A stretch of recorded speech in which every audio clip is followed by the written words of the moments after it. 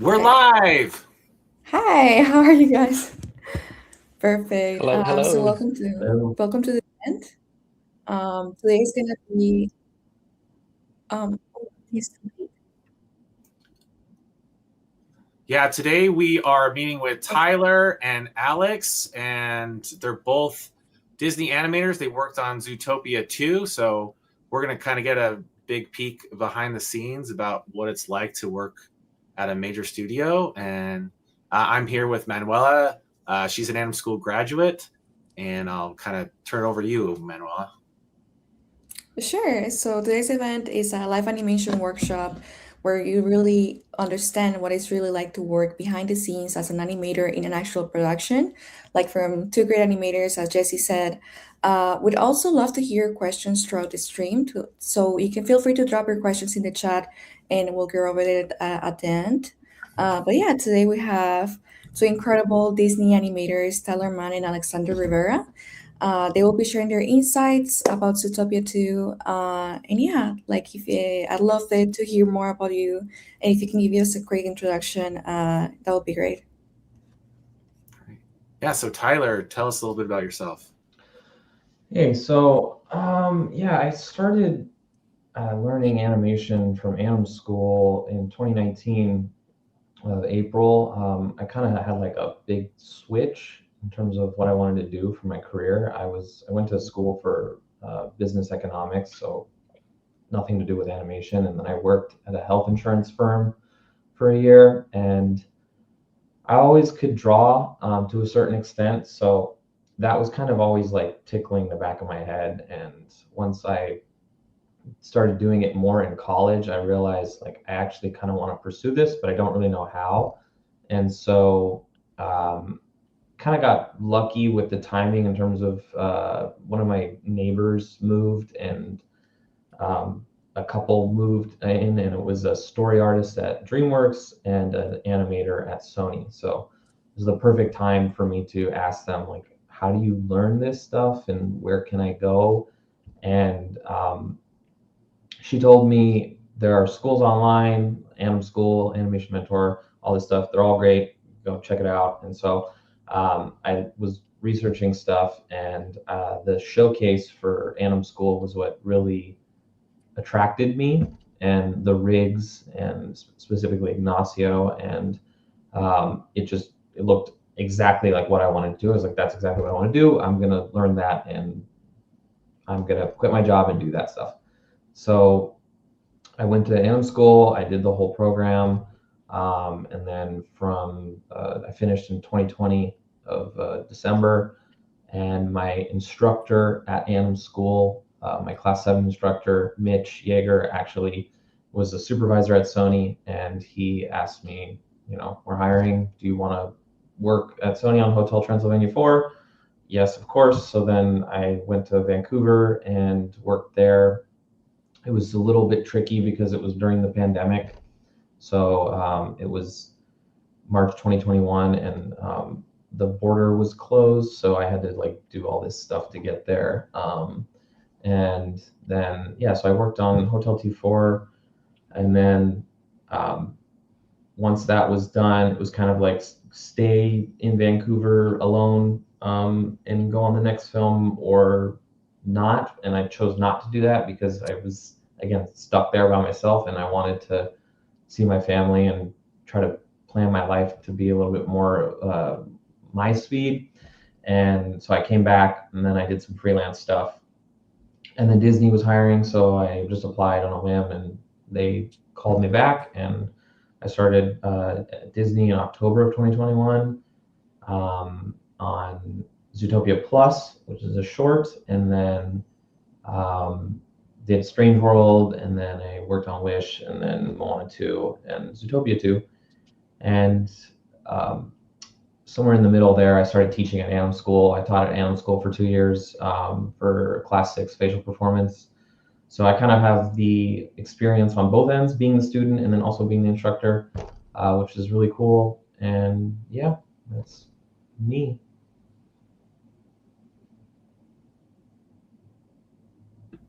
Tyler, I have a question for you. Yeah. So when did you knew like you wanted to pursue animation? Like what made you like did you watch a film or was there a moment like growing up that you were like, "Oh, I love animation." Like what made you fall in love with that?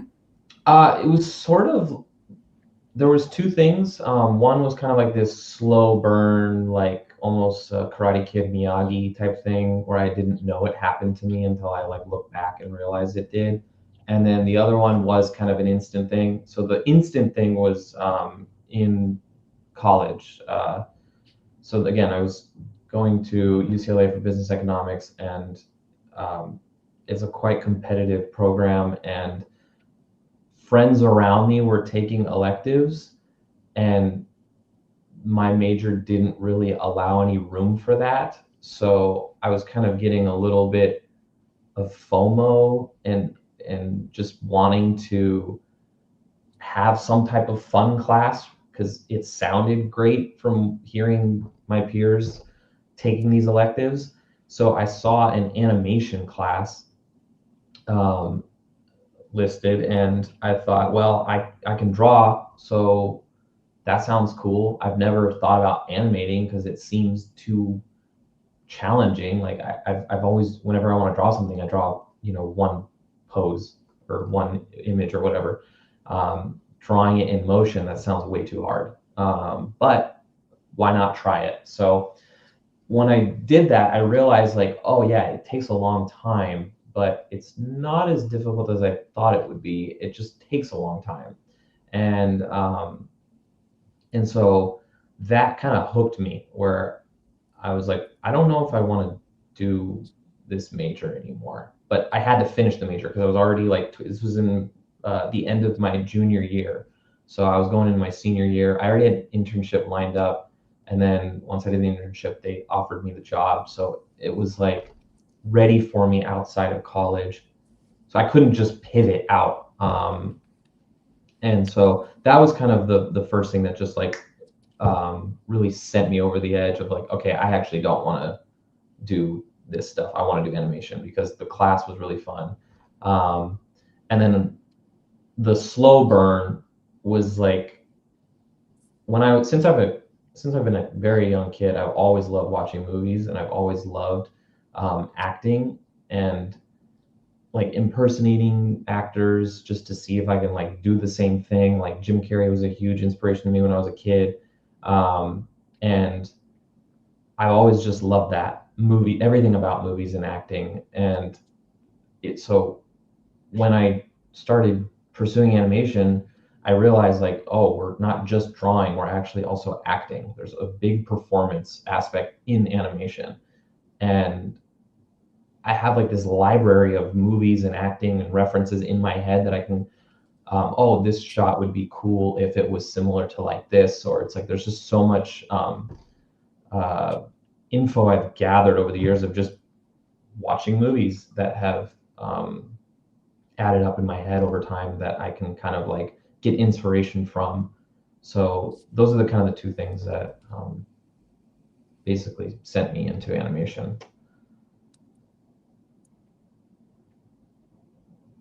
Oh, wow, that's really interesting to hear. And I think like we can all relate to that kind of like having to choose like people who are actually animation, like they have to choose whether, follow your dreams or like something like, that is kind of like it's more stable, but it's really not that. You just need to enjoy it. Mm-hmm. But yeah, we can go ahead and we can go to Alex. Say, I'd love to hear about you and your journey. Yeah, so well, I was born in Costa Rica, which is a very small country in Central America, and I didn't start too far from the tree. I actually start in design, but I felt like I wanted more control of the things that I created. And then this 3D animation course was starting in my local university, and so I signed up for that. Super interesting. So it's more like a 3D generalist course, and to be honest, I wasn't too great on it. Because you do modeling, you do rigging, you do so many things. And then there was one teacher that for the first time she said to me like, I think you could do animation. And I was good with motion. I was good like portraying emotions, student level, of course. And I started like investigating online courses, and I did a couple of online courses. I did AnimSchool as well, and that helped me get out of my small bubble and discover this whole new world. I did two internships with Disney. The first one was Disney Research, and then I did another internship with Disney Animation, and we made a small short called Voila. It's a summer internship, but it was like the first time that I got to experience the studio. When I was doing this internship, they were doing Wreck-It Ralph 2. So, you get to see like, okay, what does it mean to go to rounds? What does it mean to go director review? And I feel like that experience changed my mindset a lot, and also opened more opportunities for me, because the first years you have to deal with, okay, leveling up your portfolio. You have to deal with visas. You have to deal with finding your first opportunity. And it was kind of hard for me at the start, but this internship like opened so many doors for me, and I was also willing to travel. I wanted to experience the world, and that's how I got my first job in the industry. I had to travel all the way to Australia. Fantastic place, very far. But yeah, I did my first movie there. It was like a BFX movie for Apple TV. Then I jumped to Framestore. Then the pandemic hit, and uh, we had to finish this movie Tom and Jerry. We had to finish from home. So it was very challenging, because when you go to a new studio, you also experience a new pipeline, a new way of working. So there's like this whole set of challenges that when you're from home remote, sometimes it can be a little difficult. But then that happened, and after that, I worked a little with Axis Studio, and then I got the opportunity to go to Canada with Sony ImageWorks, and I feel like this is another very important point in my career, because this a big studio like Sony is like really shape you as an animator. It's like it helps you flourish. Because they do so many styles. They have so many talented people. So when I got to Sony, I did the Sea Beast movie. And it wasn't a particularly easy show to start at Sony, I'd say. And of course, you go from, student to animator. And, there's like a jump that you feel. Um, which is also challenging. But the good thing about these big studios is, the people that is next to you. Because the biggest tool you have is your coworkers. So I learned a lot through that movie, and then I went to this other movie called In Your Dreams, and then as this other movie was happening, Disney was also opening in Vancouver, and that's when I applied, and hopefully I was like crossing fingers because I really wanted to go back to the studio, and it happened. And then I did Moana 2, I did Zootopia 2, and now we're working on a new movie. So yeah, it was like a huge journey for me that involved traveling, and again, if I could give advice to new students that are like on these first steps, like I call them baby steps, uh, I'd say like be willing to move, be willing to travel, to experience the world, because it was definitely a rewarding experience. And all these little jumps you take is like they definitely help you get to your ultimate goal. But yeah, that's pretty much the journey for me. Wow, that's impressive. For you, Alex, I actually want to ask. So your experience is really interesting because I've heard some people do internships. But you did two internships at Walt Disney Animation Studios. Like, do you say like internships are the best way to break into the industry? Uh, well, I wouldn't say is the only way, but it definitely helps. You know, even when I got my first job in the industry, it's like you feel you go to school again. But you know, the good thing about these online classes is it sets an environment that you feel you are in rounds. You know, it's like you show your work, you have your instructor, and then you get your work, you know, you get feedback. With internships, is very similar. You know, you have a bigger project that you develop. But the important thing is for me is like two things. It's like you learn how to improve your teamwork because in the second internship with Disney Animation, you know, it was only five of us doing a short film, um, and we didn't know each other, so we had to learn how to work well together because you know we have a deadline and we have a huge project. So you know, teamwork is essential. And then the number two thing is you get this exposure of, you know, the studio culture.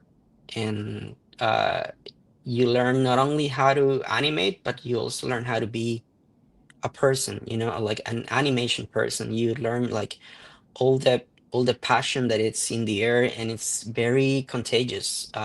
It changes your mindset. So I'd say if you can get an internship, you know, that's perfect. It can even happen while you're in anim school. You can still apply for internships. You can, you know, keep leveling up, and then, you know, of course, is a good help. But it's not the only way. For example, Disney also do these apprenticeships. It's like when you graduate, you have like I think like 3 years to apply. I think I'd applied like 6 times for the apprenticeship, and 6 times I got rejected. It's like you know, it's not easy to get these things. Sometimes you have to be in the right time, in the right moment.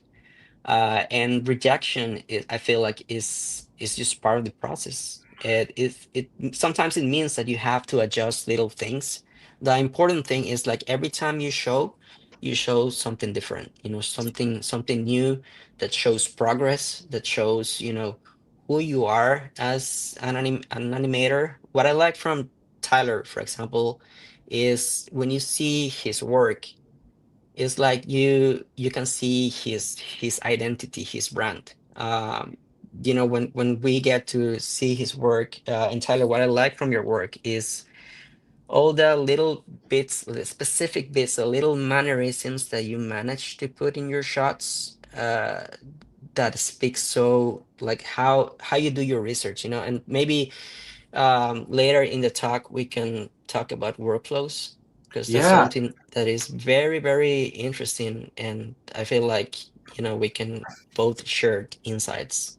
yeah, and Alex, I'm very happy that you brought up how many times it took to apply to get somewhere. And I think sometimes when we've tried something two, three, four times, we think like I gave my best shot, that's it.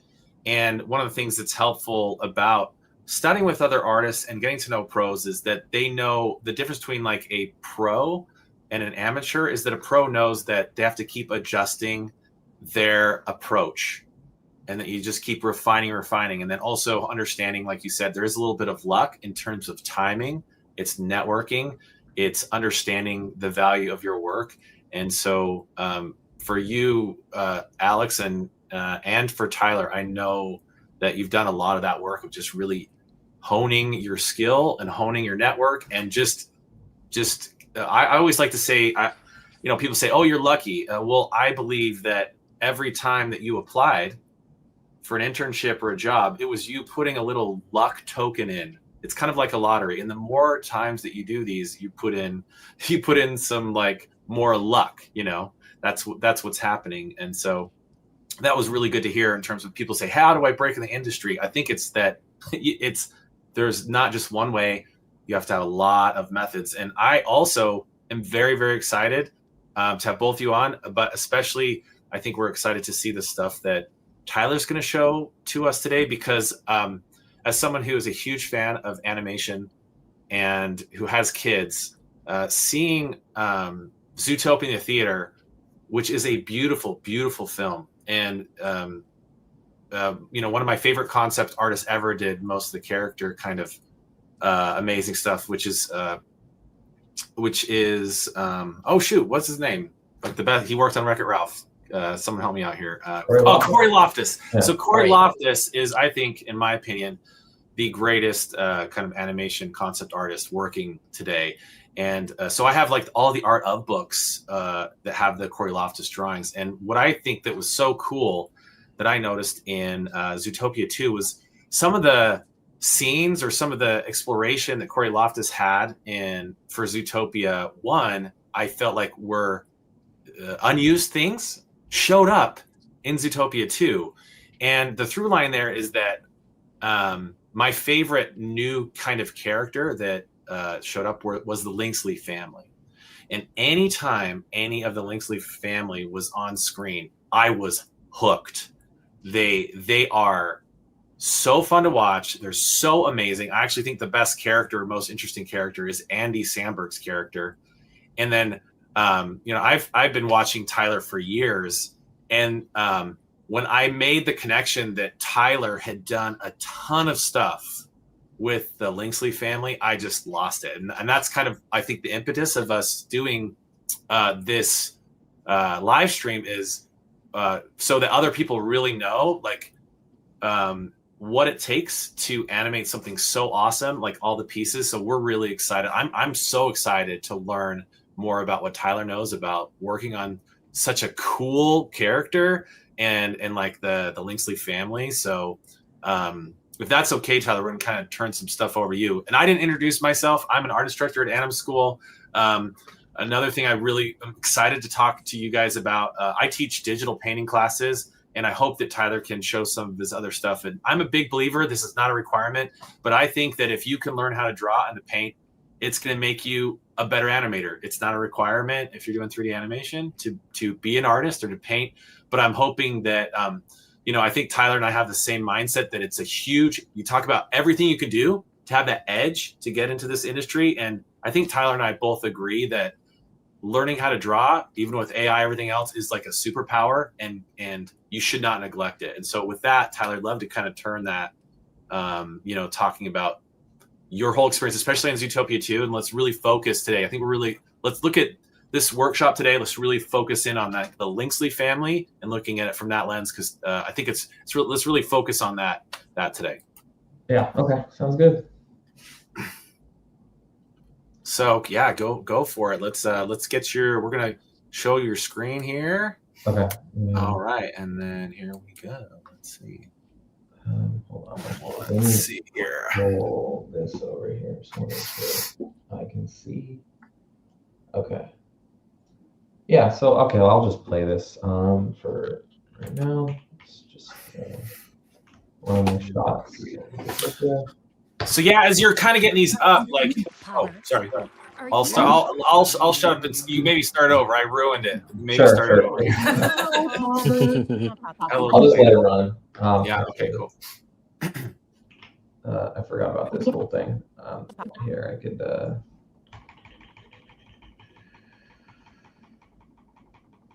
Yeah, I'm really stoked to see. I'll just let the final run over and over again. Yeah, get off stage, Poppers. Are you? Yeah, I am a Lynxley, or I'm trying to be. Now, Pobbert.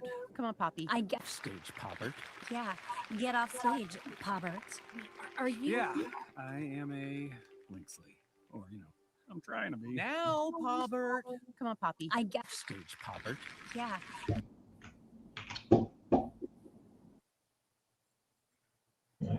Unmuted. Okay.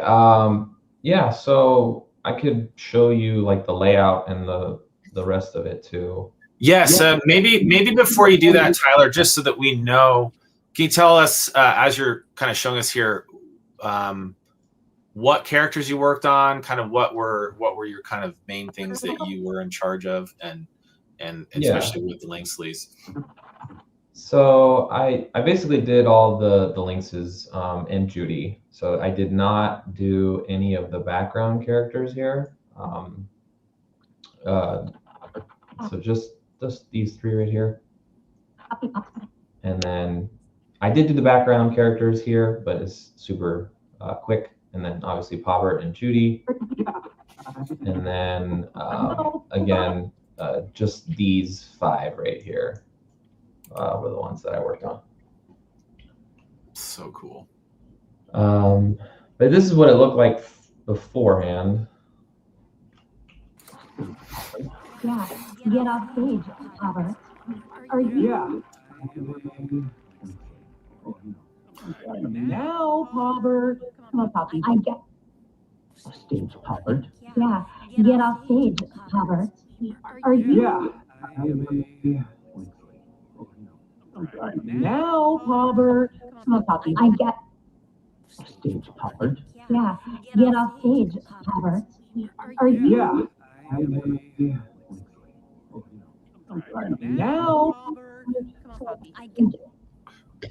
Okay, so that's incredible. And so for someone who might be really interested in animation and has never really seen kind of how the hot dog is made, Tyler, can you kind of explain each one of those passes and like why they look the way they do? Because that maybe someone's never seen like a play blast before. Maybe maybe kind of tell us a little bit about how this process works. Yeah. So basically, this is how we get it from layout. So layout is the bridge between storyboard and animation. So storyboards, it's just the little doodles, basically, like the drawings of, they normally have it on paper, but now because everything's in digital softwares and stuff like that, they're basically just doing the same thing on a digital software where they're drawing the storyboard artists, they get the script, and then they sit down with the director and then they kind of talk about the sequence and like what the main points of the sequence, what the emotional beats of the sequence are, and kind of the highs and lows of that sequence. And then the story artists will go and they start drawing,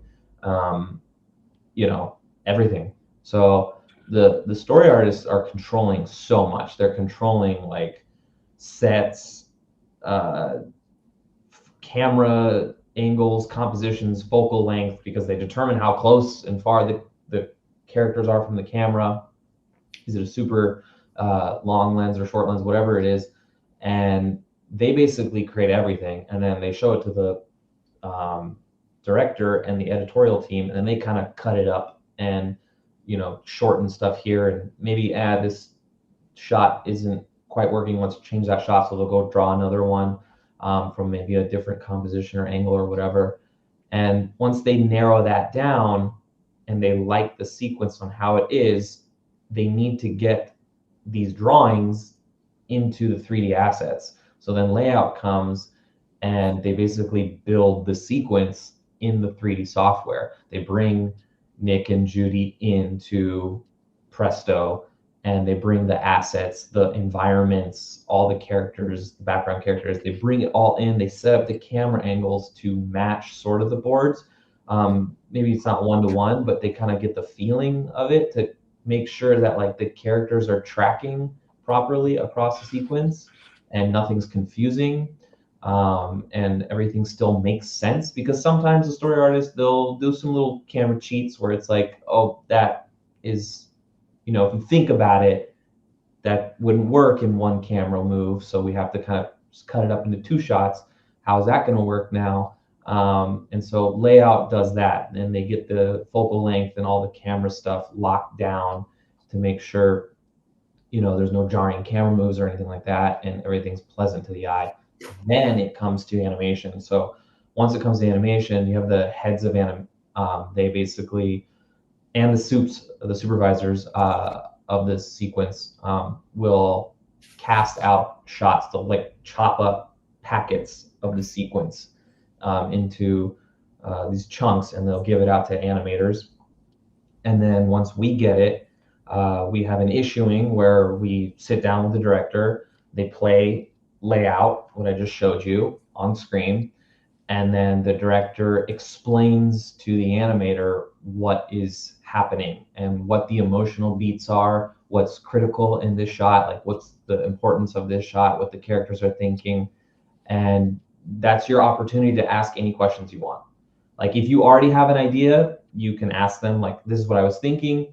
Or if you want some clarity on something, like what's the exact subtext of Milton here, or Catrick, or Judy, or Pobbert, you can ask those questions, and you get all your information out there. So you kind of strip away all of the guessing, and you strip away all of the unnecessary acting choices.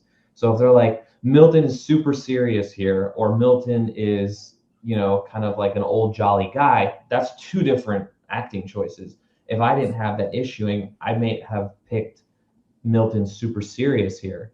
Yeah.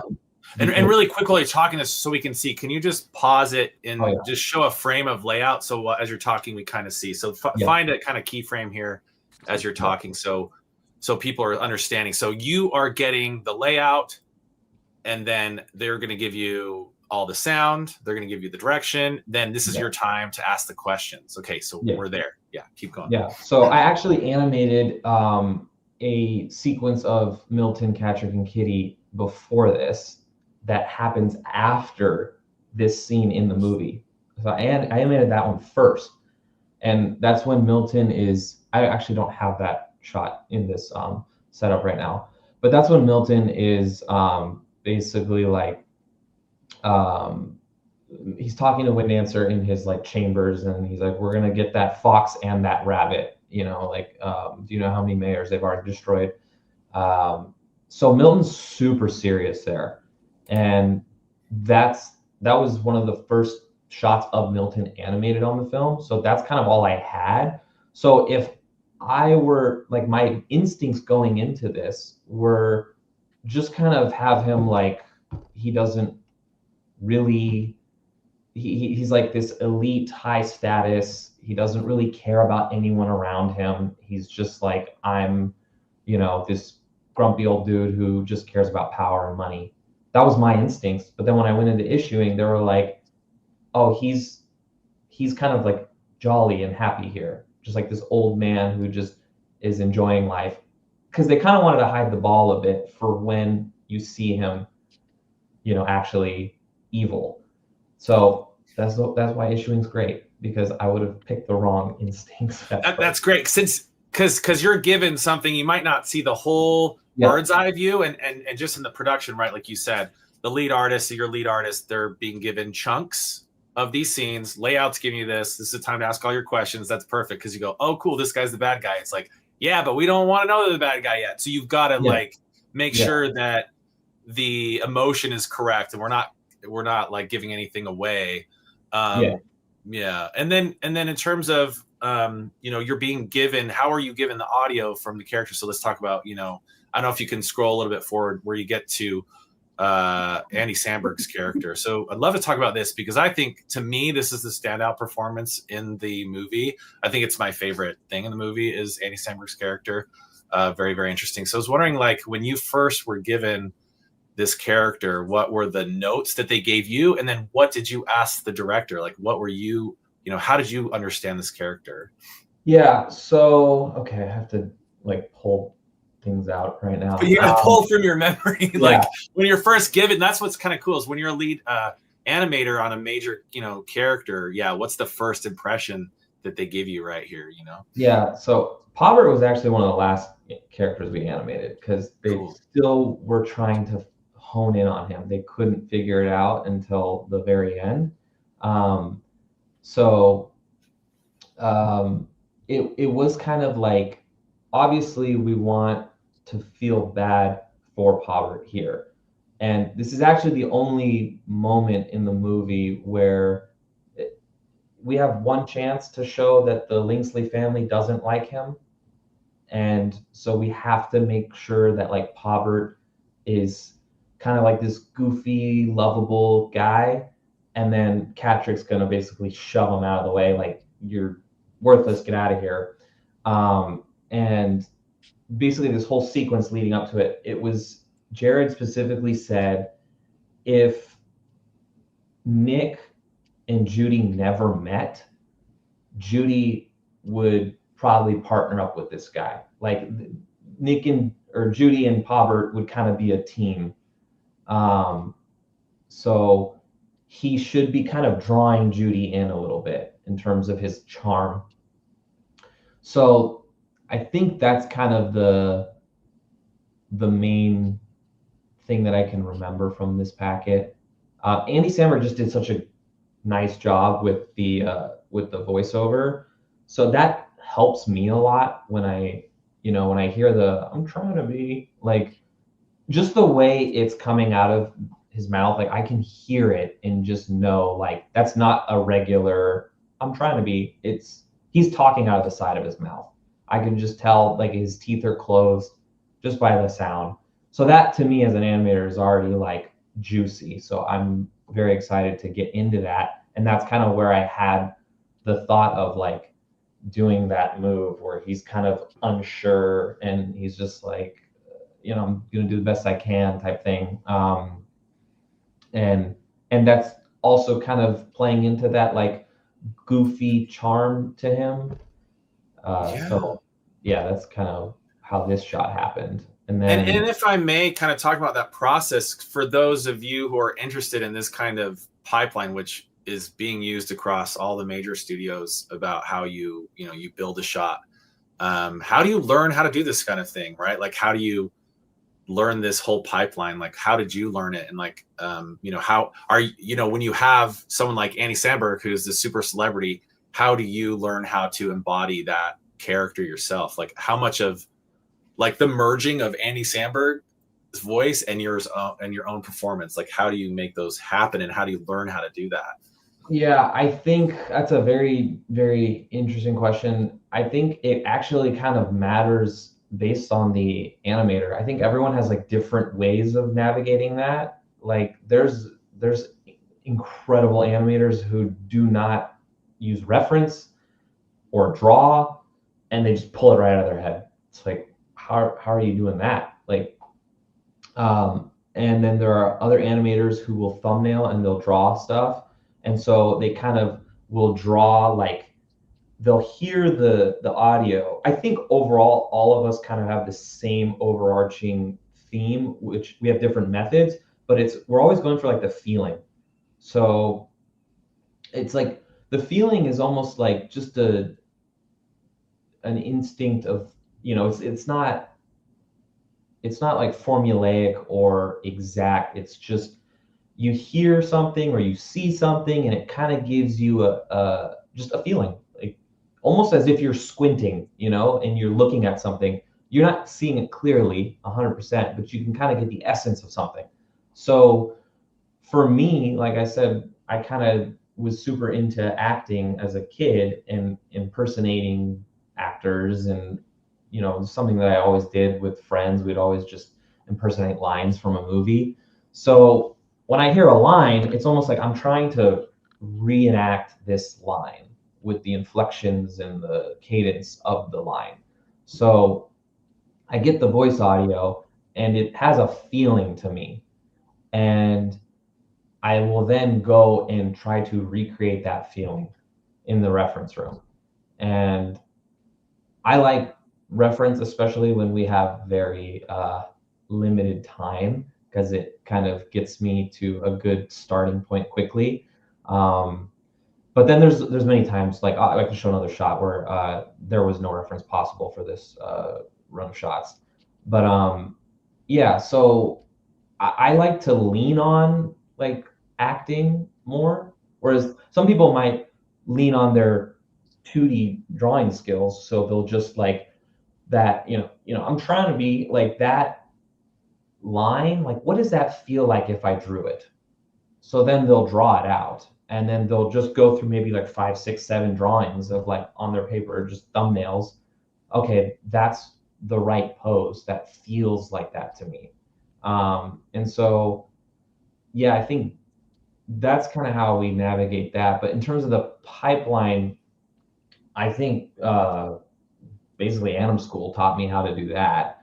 The AnimSchool the shots that you're doing in AnimSchool are very similar to how shots happen here.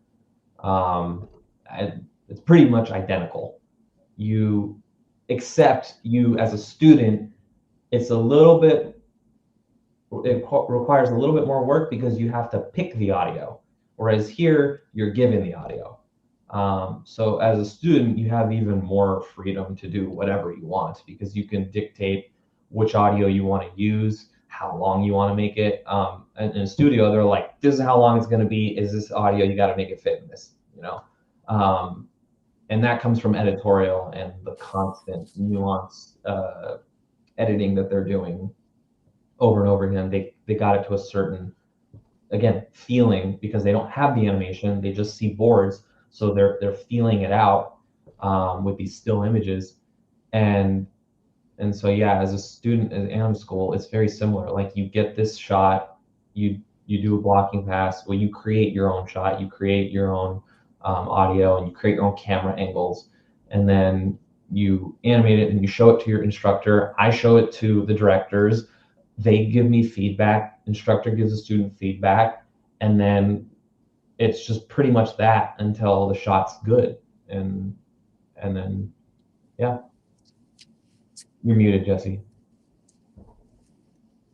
This is what I want to say as someone who's watched Tyler's career unfold. One of the things that was so cool is how he got excited about one of our characters who was designed by one of the Bancroft brothers, Ignacio. He's this, Bancroft is the same person who designed Mushu from Disney. So there's a lot of, it's really cool that like the thing that got you excited about AnimSchool was animating that lizard character. And I look forward to the showcase every year.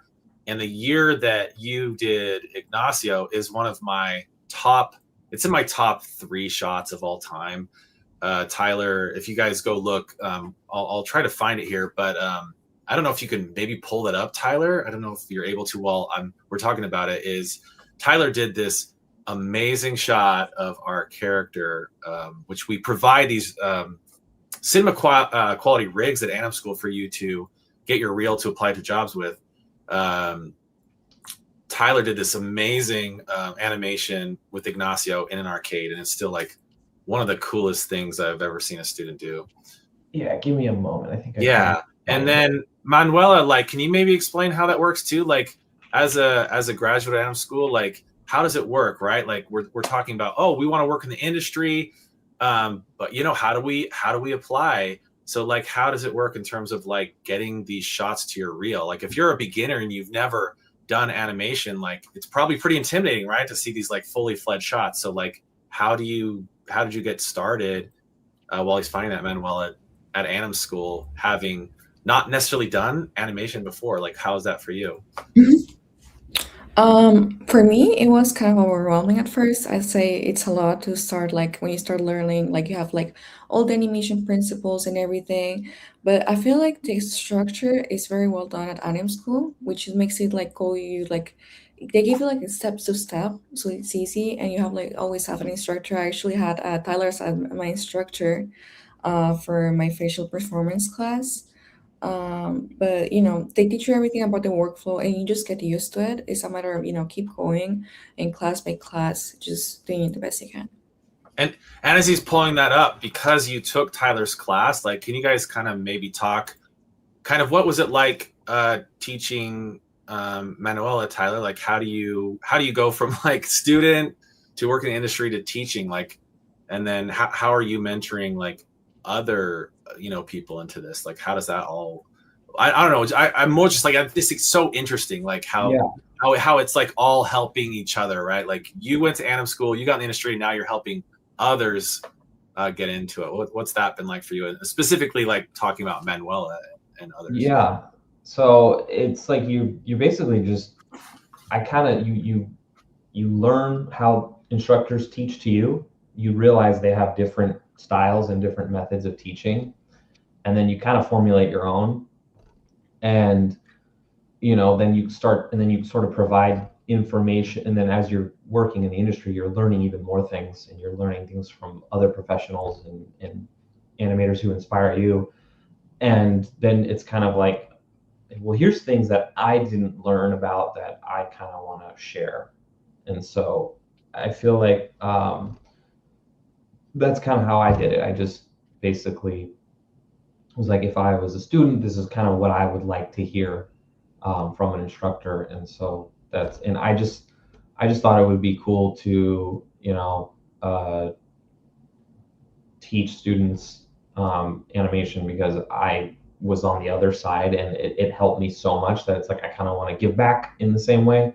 And so yeah, it was. I mean, Manuela was a great student. I still remember her shot. There's like this kid playing with a rocket ship and singing. Oh my gosh, that's my favorite. That's I would say, when you're a student, the instructors, they're not gonna say if it's right or wrong. They're just gonna give you the best direction. Like, you're your own art director, and they're just gonna lead you to that direction you're going for. So I think that's the difference between, like, I've had like many great instructors in AnimSchool. Tyler, one of the best. But yeah, I think it's really interesting to see like things progressing, because you can really see your progress at AnimSchool. Yeah, and if Yeah, I can jump really quick, I think like as a student, you the best thing that you can get from your instructor, and something that really changed my shots in my whole journey, is when I learned how to think. Because at the start of your journey is like you have an audio and you react to that audio.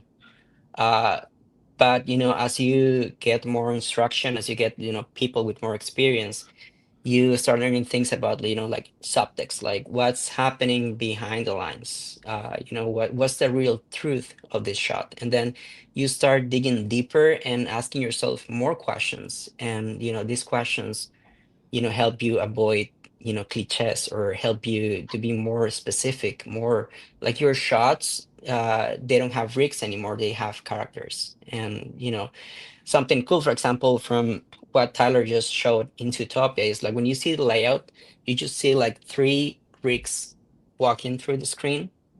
But when you show like your first look, and first looks are something that I really like. It's like a Disney first look is called like when you show for the first time to directors.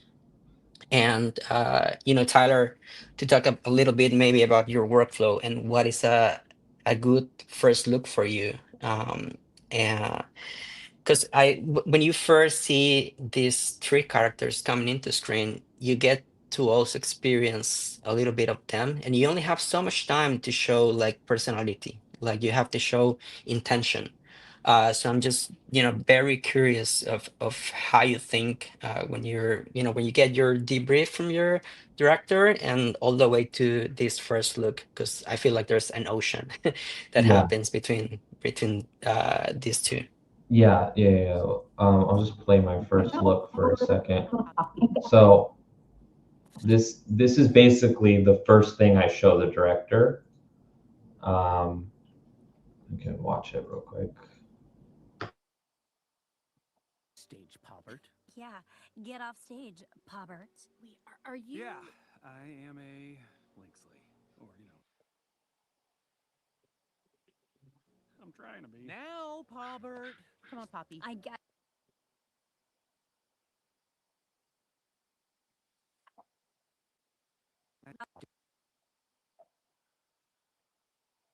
It was a little choppy for me. Was that playing well? Yeah, I was playing. Okay. One quick question though, like, what was the time for this? Talking about timeline, how long did it take you to finish this shot? Okay, so all right, there's a little bit of caveats here with this one. This shot, like I said, Robert was one of the last people characters animated, and there wasn't.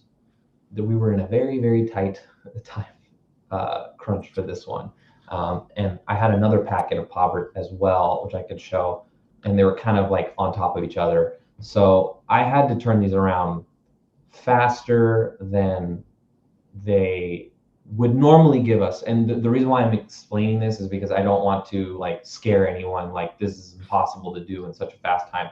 I put this on myself. I said I can do this in this time frame. Let me do both of these packets. Don't worry about it. I'll get it done on time. And part of that has to do with like your performance earlier on the show, and then the trust that you have with your leadership. And they trusted me, which I'm very thankful for. that I was able to get both of these packets. But this packet, I think I did in 2 weeks. And then the other packet I did in 2 weeks because I had like 4 weeks to do these two packets. So it was, I was also working like ridiculous hours, like 12 hours every day. And so again, I put that on myself. They don't force you to do that. If you have limits on overtime, you can say like, this is how much overtime I'm willing to do. I was like, give it all to me. I don't care. So anyway, in terms of the first look, I generally like to show my stuff splined out, but you can see that the second and the third shot are not. It's in stepped, simply because of these time constraints. But regardless of that, my process of showing anything during a first look, and I've learned this kind of from AnimSchool and also like Strange World and yeah, pretty much Strange World and in Zootopia Plus. I don't want anyone guessing what I'm trying to say. And I would on Zootopia Plus and Strange World, I would kind of show this like, and in AnimSchool, I would show kind of like a work in progress in stepped of like, hey, just checking in, this is what I have, but like there's so much more I still want to do. The problem with that is that's okay to learn as a student. I actually encourage you to learn it that way as a student because you need to understand what that means in order to do the other way around of showing everything all at once. Again, it doesn't have to be in spline to show everything all at once. You can have it on fours in step, still showing everything. But the thing is when I say like to an instructor or a director, like I want to do more things, they don't know what I mean. So to them, that could mean anything. You know, if I just say like picture a dog right now, you're picturing a different dog than I am. And if I say picture a golden retriever, you're still picturing a different golden retriever than I am. And it could be in a different pose than I'm thinking of. It could be doing a different action that I'm thinking of. So there's too much guessing happening when you don't show all of the information. So I generally like to take my shots to spline because that's usually where I can show all my information. But even in the stepped version of it here, like this part, Yeah, I am a. I'm trying to be. Now, all the information is there. And even here, Robert. all the information is here. The timing is a little bit slower on the flick, just because again I hadn't figured it out yet, and I just needed to get the information there. It's like timing I can adjust a little bit. That is part of the information, but real quick, Todd, can you show that again? I was getting your Instagram up, so I think we missed your little Yeah, get off stage, Robert. Are you? Yeah, I am a. I'm trying to be. Now, Robert. I get. so just a couple things changing, like with Pobbert, when he's going, yeah, I am a Lynxley, and I originally had him go like, I am a Lynxley, but this into this, it felt too repetitive and similar. So, and I did a pose of Pobbert earlier where he was like kind of playing with his finger like this, and I liked that pose, and so I thought, well, that's actually would work here, so I'll just redo that again here. Instead, I don't have to do this twice. So that's the only thing that kind of changed from there. And then just pushing things. And then in the next shot, you know, I just snapped up the push and added more, you know, weight and mechanics to everyone. But yeah, Alex, does that kind of answer like what you were looking for? Yeah, absolutely. And just to add to what you're saying is something that's very important is when you say you want to be clear, is like we can see in each character, you know, his or her status in relationship to other. It's very clear, you know, that every individual in this shot has a way of thinking. and that's not always very easy to do. It takes a lot of research, a lot of experimenting, and in these shots, something that was also very cool is like you feel guided where to see in the screen. And you accomplish this very well by a combination of, good posing, good acting, and also good timing. Because, I feel when you add timing to a shot, you add interest. It's like where's the interest in this shot? And you can accomplish that with, like maybe a variation of timing, maybe a variation of posing. And, and when you combine that along with the acting itself, it's like the shot becomes just more specific, more rich on every way, and that's something that's is really really cool. I can also see like you like blocking in stepped, and I in my first years I did a lot of blocking in step. Now I do layering. I feel like step is great, but it takes me so much time to clean it later Yeah, in the spline stages. I actually um, I actually did a very different workflow for this shot specifically, specifically this one. Um, and I liked it. I tried something new, which is obviously like not the best time when you have no time to try something new. But Right. I basically used because when you're in step, you're kind of like worrying about the poses. You're not worrying about the motion, right? So you're just using kind of the controls in any way possible to get like the best pose. So in it to read how you want. So I did that knowing, okay, like I have to show this in step because I don't have time to do what I normally do and just take it to spline. So I knew I had to show this in step. So I just tried to like focus on the clear poses of like what I'm trying to say. And then that, and there's an advantage to working in step. Like when you focus on poses and stuff like that, your poses are generally stronger. When the disadvantage is you have to, clean it up and it's a nightmare sometimes. And your motion becomes less interesting and believable.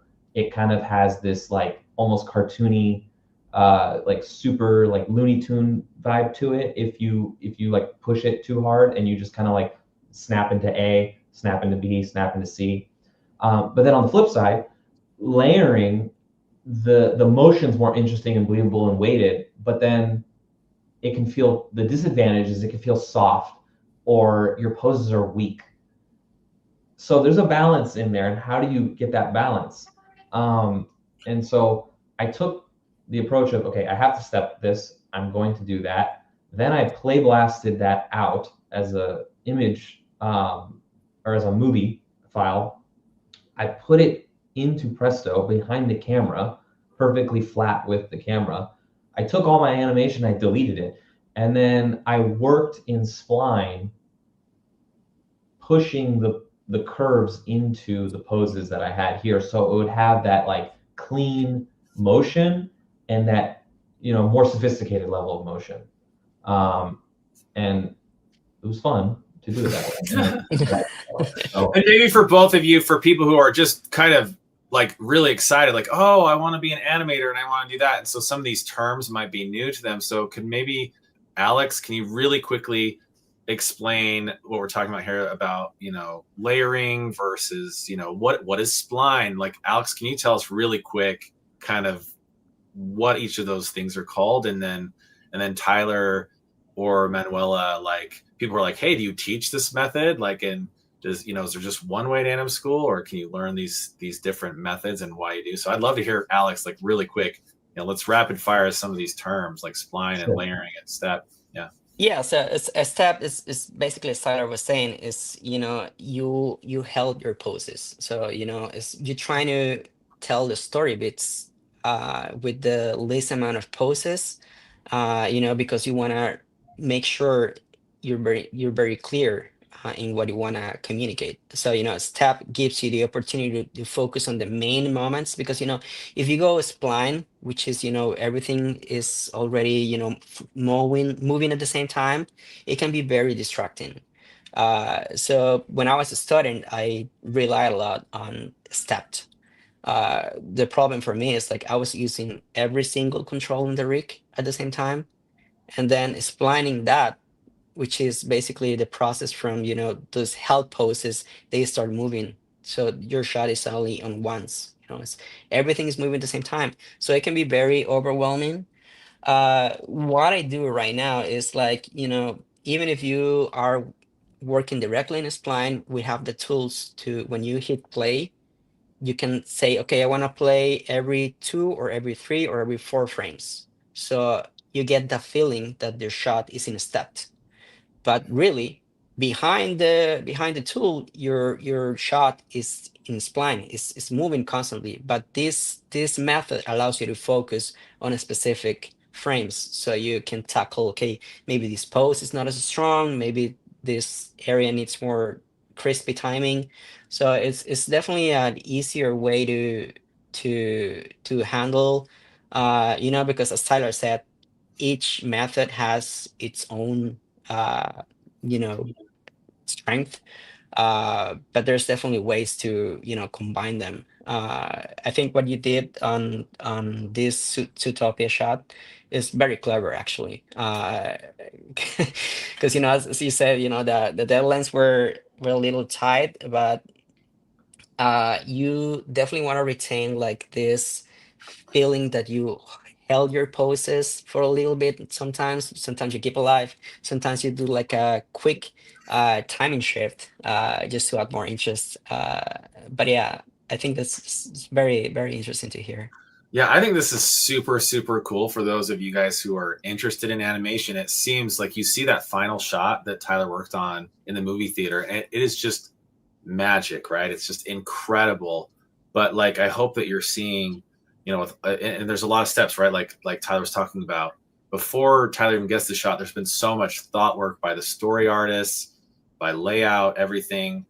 But what's really cool is how much creative, even with all the planning that was given to Tyler, how he was able to add those little micro movements, or the keep alive. Keep alive is those little things that you do to make the character not feel dead and to not overact, right? Like, it's just really incredible to see what Tyler's done. And I was wondering, like, Tyler, based on working on these characters, what do you feel like was the main things that you creatively brought to them, that you, from feeling the sound of the voice, looking at the characters, where were the things that you were able to, as an artist, as a creative, brought to the project that no one told you to?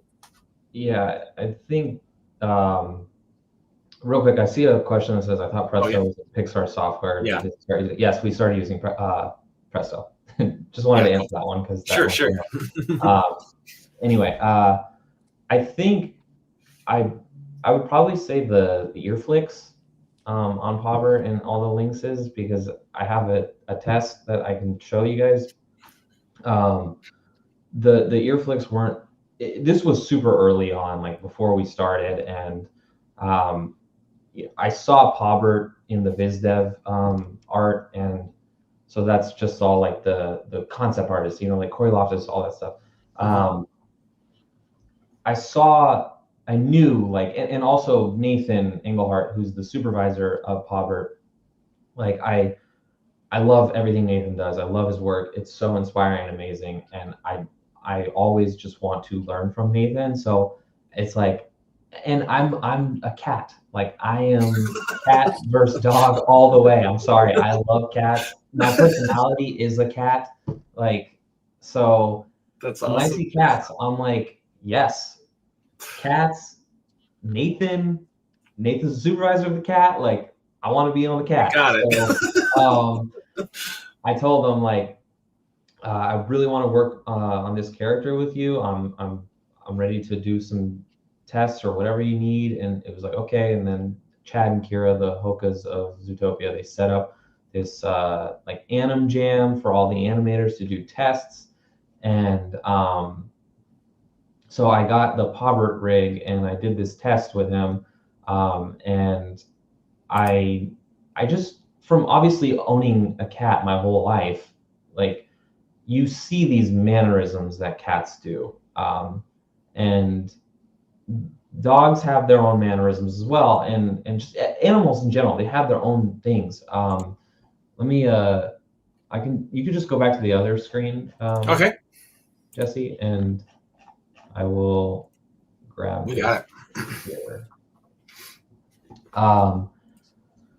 Okay, and so yeah, the ear flicks. I just knew, like, Robert has these big ears that we got to do something with them. Like, I love the first Zootopia. It's my favorite CG movie, like probably next to Ratatouille. Both have their own things that I love about them. But when I saw, like, when I started, I didn't think of this at the time I saw Zootopia. I started thinking this at the time I was like working at Disney. I was like, man, I feel like there could have been more like ear things with the animals, because in general, just animals in general, they have a lot of movements with their ears, twitches and stuff. And Jared was saying that with Pobbert, there was no voice for Pobbert at the time, and his character was a little bit different than it was in the final of the movie. He was a little bit more like laid back, and Jared said he wanted to, because obviously Jared knew he's the villain and he's gonna do the twist. Spoiler if anyone hasn't seen it, I'm sorry. But he wanted to have some type of tick, and I thought it would be cool if we can incorporate the ear flicks with some type of insecurity or lie or something with Pobbert. These ears are so big, and so I started doing more research with on YouTube with animals and cats in general, because cats, when they have these like super twitchy micro movements with their ears, and then obviously if you like scream or there's loud noises, their ears just tuck back and they go back, and they flatten. But caracals, which are desert lynxes, they have this very, very unique, specific like flap with the ears, and in slow motion, it looks like they move so fast that you kind of believe it's normal speed when it's in slow motion, that it almost looks like they're going to fly with these ears. And playing at speed, it's really fast at these things that they do, these whips. And so I really wanted to get that and explore it and see what Jared would think about that. And so, yeah. And then I added like a cat lick too with because he's a cat, so I thought it would be funny if you could, how would he drink? It's not going to just be like a sip; he's going to lick it. But yeah, here we go. Scott Squibbles or Squishy, he's a kind of, soft, chubby guy, with a hat, and he's been living with his mom for a long time, and he just kind of stays in that kind of sheltered way. Scott. Oh, bravo. Oh my gosh, you guys. That's incredible. And I'll put a link to Tyler's Instagram. So if you guys want to see that test, that is so fun. Tyler, Yeah. what was like? Oh yeah, Alex. Sorry, yeah, I was gonna say, like, if you play, if you pay close attention to this shot, it's like you find where those moments where you add that animalistic little instinct to your character, but at the same time, it's not an animal. It's like a character itself. So you did a fantastic job balancing, choosing specific attributes from the animal instinct and to brought them and combine them with the character that you're portraying. And something that is really cool from Disney, I feel, is like they give you time to think. So you have like a lot of time to experiment, think, and this test, like our pre-production, is like all spaghetti to the wall. You do a lot of things, you see what sticks, what works, what doesn't work. And I feel like this is an example of a very successful way of, pushing the limits and adding, little things from real life and combining them in a very creative way. So I think that's something that students can apply in their shots, and that really, really makes a difference. Tyler, when you did this shot, like, what was the reaction? Like, this is just so fun. Yeah, what kind of happened once people saw this? I think everyone had a very positive reaction. Actually, Jared really liked this because we had a bunch of Pobert tests, and we were showing all of them to Jared, and there was groups of people, right? So there was people working on Pobert, there was people working on Gary, there was people working on, the Nibbles and the Pinnipeds and Nick and Judy, and so certain days of the week, those groups were going to Jared to show him, like, okay, what's kind of feeling right here. And so when we took all the Pobert tests to Jared, he did land on this one as it being the most like in the pocket of Pobert. Again, there was no voice for him yet, but he said the ear flicks were the things that he liked a lot, and the lick. They actually put a lick shot in the movie, but it ended up getting cut before it even got animated. So yeah, he really responded well to the lick, and I think the reaction was overall great because Nathan as well liked the cat like specificness to it. Also, like the hand doing this, it was a combination of me trying to fit his like goofy, lovable, laid back character also into the Lynx mannerism, because I didn't know this about lynxes, but this is also why I think it's really good to do your research, because lynxes are different than just cats. Like cats in general is a big thing, and then you can dive into like a caracal or a Canadian lynx, and those are different. So Canadian, and he's a Canadian lynx specifically. So Canadian lynxes, they do this thing with their paws where they'll just flick it like very aggressively in a sitting position, and it does look a little weird. And so I wanted to get that like this also with that and try to use that, and then also the head shake at the end. Like a lot of animals will do that, they'll shake their head, but I did see a video of a lynx doing that. So I was just trying to like again pepper as much cat stuff I can to see, like Alex was saying, spaghetti at the wall, what's gonna stick here. This is kind of like a free time to do too much, and then see what lands. So yeah, that's kind of and since we have both of you here, and thank you so much for that, was incredible. What a cool like insight into how it works. And Tyler and Alex, you guys are working on different things. How do you, when you are both animators on it, working on different things, how do you guys feel as a team? Like, how does it feel to, even today, like when you worked on a project, there's a lot of people. What's the culture like? What are maybe some tips and tricks people can have about how to survive, thrive, have a good life work balance in a place like Disney or others? Do you guys have any just some life skills for us, or some tips that way? I think Manuel and I are excited to hear about that. Yeah, Alex, you want to go first? Yep. So I think the most impressive thing to me is that everyone wants you to succeed. It's like everyone is willing to help you. So that's the number one thing. Everyone's super humble, super helpful.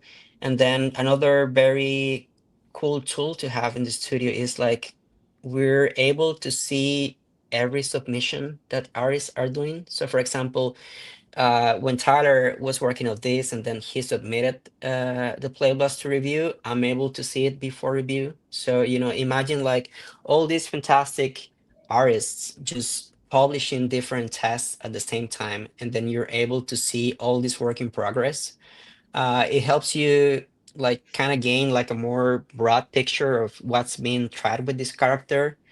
And also, another very important thing that helped me a lot during Zootopia was the incredible drawovers that you would get over your animation. So we had like a 2D, lead person, like that if you weren't too comfortable with your pose, or if you were if you were feeling like, oh, maybe this character is feeling too human still, but I don't know what to do, you had the ability to ask for a drawer on your pose or on your animation, and man, it really, really, really levels how the shot is moving on. So I feel like the people and the tools that you have at your disposal, in the iterations that you do in your shots are, it's like next level for me. It's something that I really, cherish.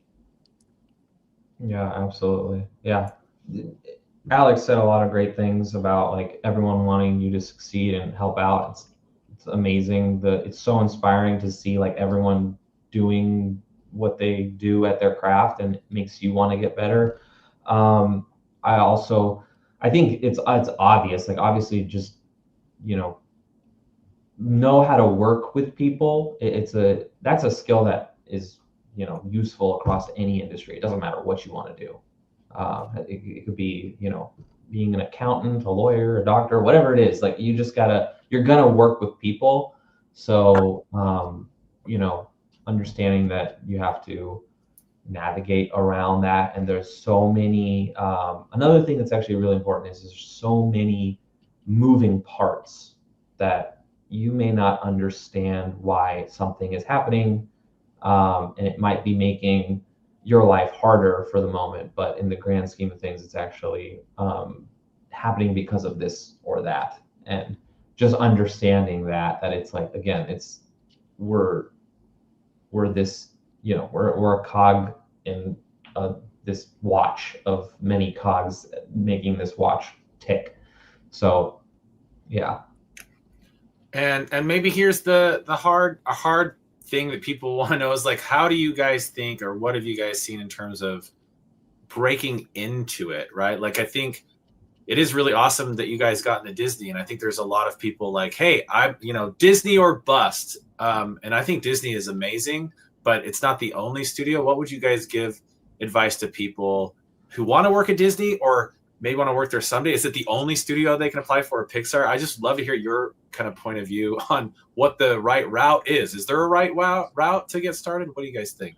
Yeah, so I think there's obviously a lot of places you can work, and even in games, like it doesn't always have to be, feature, because games do have cinematics, which that allows for acting as well, and it's not just actual gameplay animation. So I think, and there's freelance too. Like freelance, that has its own pros and cons to it, and like it's the projects are usually smaller, easier. You have more weight on your shoulders. Sometimes the projects pay more, but like then you might run dry. The project ends, and then you might go 3 or 4 weeks before finding the next project. So that's its pros and cons with freelance and that. But I think it's definitely not Disney or bust or Pixar or bust. Like I didn't know I was going to work at Disney. I quit my job before and left that whole like finance, economic, business stuff before knowing I was going to do it. I just knew, like, for me, it again, this is personal taste. It's just for me, like, I valued doing what I love more than money. So I had a job. I could have just stayed working there. I had no idea how much money you make or whatever as an animator. I didn't care. I was just like, I can't do this job every day. This was hard for me to wake up every day and go in. It was painful. Now it's like I do what I love. Like I'm animating, I'm characters in cartoons and putting performances in polygons. Like to me, it's you do it because you love it and it's a passion and it sparks. And there's so much I've learned about just myself at Disney and what I value, and it has shifted since I worked at Disney. And I think the ability to like create and inspire is so meaningful and important. I can talk about that for hours. But yeah, I think it doesn't really matter like if you animate at Disney or not, or Pixar or not, or DreamWorks or Sony. Like, yes, those are all great studios, but again, there's so many other studios that you can work at and do freelance work or game work, and you could eventually get there. You know, it's really about, are you doing what you love? And if you are, then enjoy the journey. Like that's, and for in terms of like how do you break in or how do you get a job, just be truthful to you and be specific. Like that's, you have experiences in life and those are specific to you. And I feel like if you bring those forward to your work, it will make you stand out and it will shine and people will see it. But if you try to copy someone else's stuff because you're like, it, you know, oh, I like what they're doing, it's interesting to me, I want to be them, but you don't know their experience, you don't know why they're doing it. So if you kind of try to, you can take inspiration from it, but if you go too far and try to do too much, that's almost like replicating them, it's not going to feel truthful at all, and it's not going to be specific because you don't really know why they're doing it. So you're going to miss on the little nuances. So I just think be truthful to yourself and be specific in your performances and your animation, and I think everything will kind of guide you to where you need to be. And I'm just going to say this one little thing before I'll let Alex say what he has to say. But you were mentioning luck at the beginning of the talk, and one of the animators at Disney said this to me when we were having a conversation, that luck favors the prepared, and it was really cool to hear, and it stuck with me because I think that's a very interesting statement. So yeah, and if I can mention that a little bit more, of course, like we're very excited at AnimSchool to have both of you here, and that's why we are doing AnimSchool. Is there's lots of, I love that Tyler brought this up, there's lots of ways to make a living and there's lots of things you can do in your life, but the animation community is amazing. I really loved hearing you guys talk, like Alex especially, right? Like it's a good group of people, it's a fun group of people, it's really hard, but it's so rewarding. And that's why I've attached myself to the animation industry and community, because that's where all my friends are. The people that make me laugh, that make me cry, the people I interact with, the AnimSchool and the animation industry are like my favorite people in the whole world. And I loved how, Tyler, you're like, hey, like I could make a living doing something else, but this is what was like, interesting to you. And I don't know, I just really love what you said there. And you know, that's what we're trying to do at AnimSchool, is like, I think a lot of people want to break into this community, and there's a lot of things that you want to do that kind of feel like gatekeepy, right? Like, hey, I really want to do this kind of thing, but you don't know where to start. And you 100%, and many people have done this, can do this on their own. You can become an animator just by going and figuring it out, 100%. And many people have done that. You might have gone to a brick and mortar school and then gone, you know, like, I need to go find a mentor, I need to go find a friend. What I think is cool about AnimSchool, and I'd love to hear Manuela's and everyone's thoughts on this, and go back to Alex, is like, I think AnimSchool is so great is that it is an artist-run school. Our CEO, David Gallagher, is an artist. Like, he worked at Blue Sky for many, many years. Like, we're an artist-led school. So we know how hard it was to get into the industry. And so our whole goal at AnimSchool is to create an environment that gets you what you need. At the end of the day, it's just a reel. It's just a portfolio. Like, we have grades, schools have grades. No one cares about your grades. They care about your work. And the whole way it's set up is that we want to have students come to us just like Tyler did, and we look at what they want to do, and we just help push them that way. And it is a lot of like personal responsibility. That's too. It's just if you go to AnimSchool and you don't really put in the work, or you don't, and you aren't like applying 6 times and you aren't doing that like that, you're gonna have a hard time. But it's not like a cheat code, but we can tell you what to watch out for. We can look at what you're doing and really like hone, hey, maybe you should do video game animation, which we teach. Maybe you should do rigging. Maybe you should do modeling. Maybe you just want to join the animation industry and then you change your mind. We kind of have a way to do that. So yeah, thanks for letting me blabber a little bit. I'll give it back to you, Alex, and then even Manuela. Kind of, I just had to comment on what Tyler said. It like got me excited. Yeah. Yeah, absolutely. I think everything Tyler said is gold. It's all Let's go. about enjoying the journey. You don't want to go from 1 to 10. There's so many numbers between, and it's like baby steps. But all the people even if you ask me what's the best thing of being at Disney, I'd say it's the people.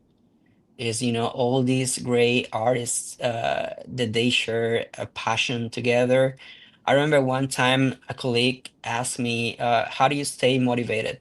And that's also a very important topic. And I told him, like, well, if you go to a Disney park and you stay long enough to see the late night show, you will see families gathering. We'll see people screaming, people crying, people hugging each other, watching all these animation that are now legacy. And when you think about it, it's like, oh my God, I'm part of this. It's like I remember, when a part of Moana came to the show, and the people were just screaming so much. And at that time, we were doing Moana, and it felt so powerful. Even when you go to the cinema, and your shot comes and people laugh. That's I cannot explain the feeling. It's so rewarding. And another big thing that I could say to students is, uh, because sometimes it's a little hard to break in the industry. It depends on every situation, but how do you make your work stand out a little more? I remember Nathan Engelhart. He taught me one of the most valuable lessons that I've heard. And he said, like, this thing, let's find find your way into the shop. And to give you a quick example, when we were doing Moana, Moana has to leave, and she has to leave her sister behind.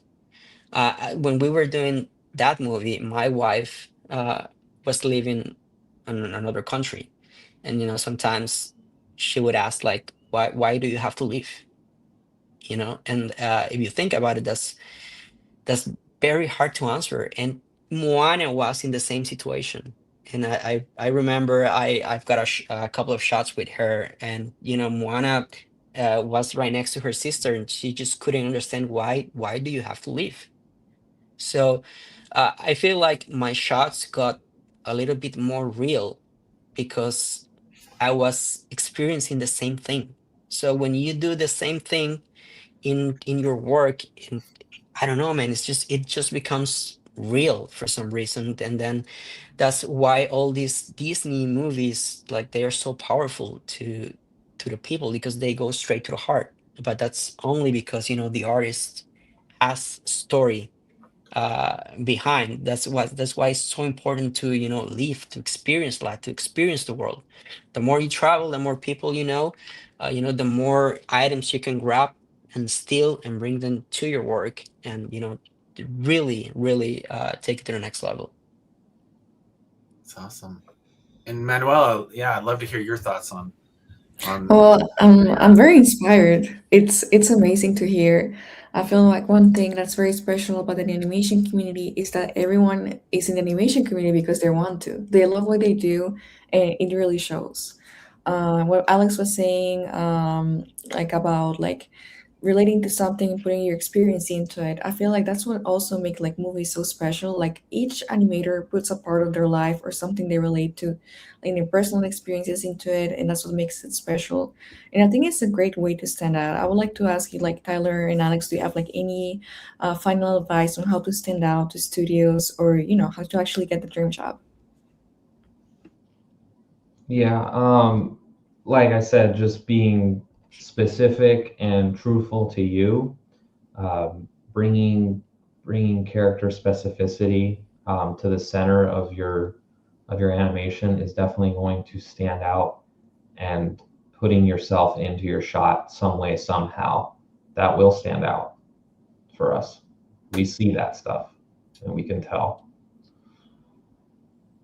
Yeah, I totally agree. When you see something specific, like something that is very unique, that tells me who you are as a person, as an artist, like uh it, as I was saying before, when you're doing a portfolio, it's like you're also kind of creating your identity, which I feel is very, very important. And even if you do like, if you grab like moments of life that are super boring, but you tell them in a very particular way, if your shot has something very special in it, then suddenly it just it stands out from the rest of shots that are just very common, very using the same thing over and over again. It's okay to use the same things, but as long as you do maybe a creative repetition, uh it's really, really, really like doing the research. I feel like this whole talk has been, you could see what specific ideas Tyler did to try in his shots, like the ear thing, the licking thing. All these things are like so specific, so creative, and yet are so common for us to see. But when you put that in a shot, and in a specific way, then it really becomes special. So I think my best advice to students is like, do that, do your research, do that experimenting, and try to be very specific to what you do. I loved hearing from both of you, Alex and Tyler, so much in that, we're thinking about like what is it that it's like working in a studio. And I think this is really a great example when we're talking about the work that Tyler did on Lynx's, is that there was all this work that was done before it was given to him. But because of his love of cats, this was great. I think this was the best thing I heard, actually, which is, how do I stand out? Well, you really have to go, what do I like? What makes me excited? And when Tyler had that opportunity, it sounds like there was a lot of people that put their touch on it, right? You said that there was lots of tests. Well, why did Tyler stand out? Is that I think because he loves cats, he did the work to really observe and take everything that he had and put it into that character enough that it was undeniable the way they were going to go. It wasn't necessarily like written anywhere before. It was like people prepared the way, and then Tyler just like cemented that animation, that feeling that you got from a cat, and then put it into the human character. Even before you had the final voice. That's what's so cool, is before you even know who the voice actor was. Like you said, it was a later thing and he believed in it so much too, which is this was the cool thing, which is you go, I'm going to work in animation. It's going to be hard. You were at the very end of the project and you just said, I'll get it done.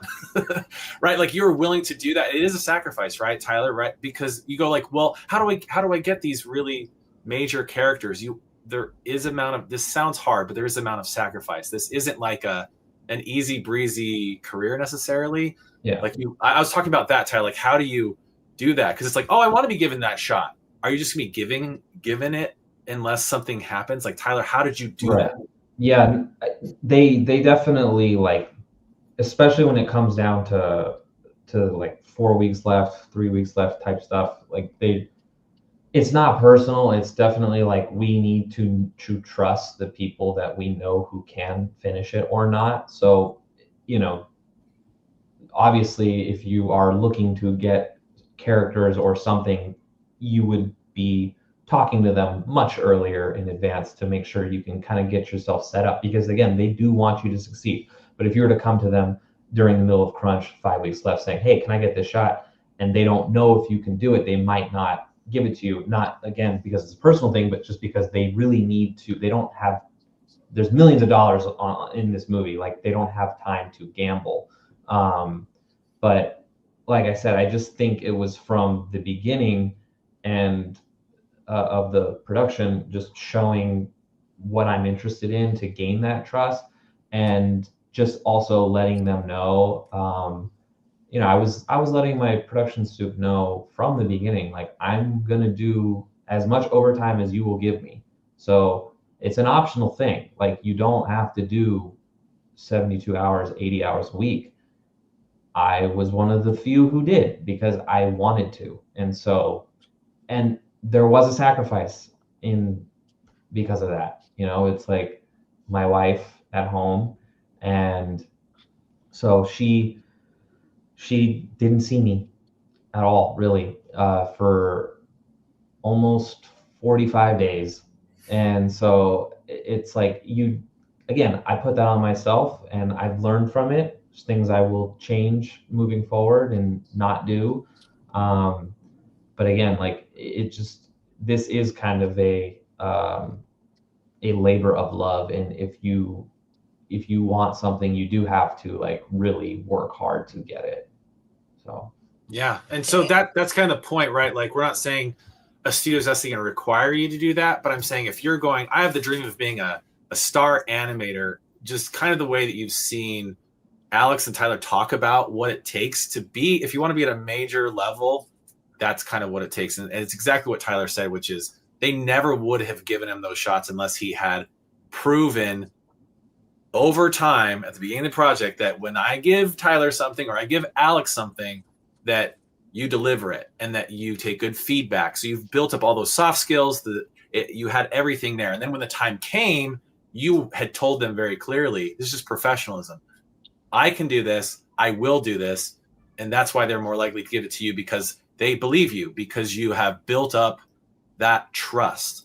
Now, what I like about AnimSchool is that you get little mini versions of this every 11 weeks. So you start at class 1. It doesn't matter if you're an intro to Maya. You should start acting like this. If you want to go to AnimSchool, it's not a hobby school. It's a way to become like Alex and Tyler, which is from class 1 to class 7.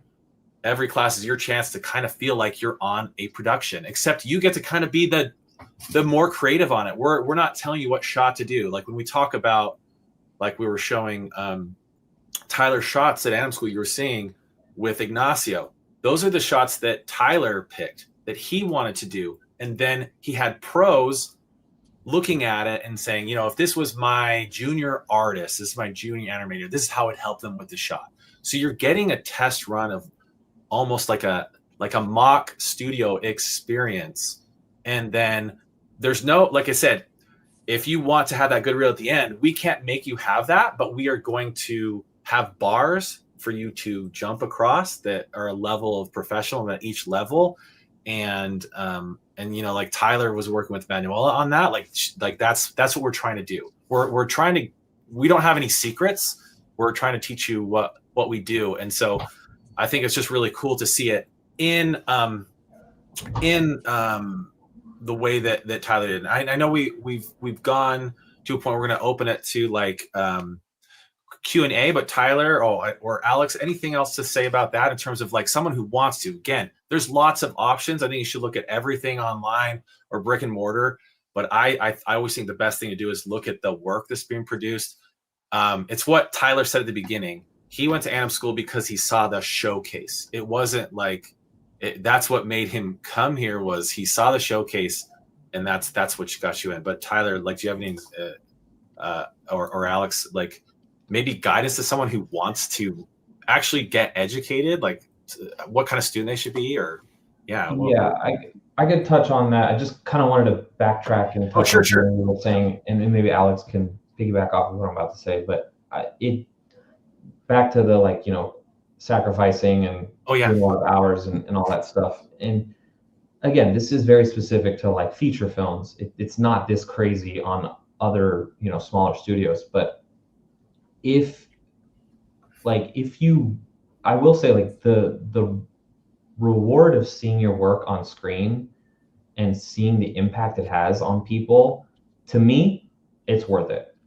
So that's why you do it. I know it sounds like pretty insane to, you might be thinking, this is ridiculous. I have no interest in working, 72 hours a week. And like I said, it's not required. You don't have to work 72 hours a week. I chose to do that.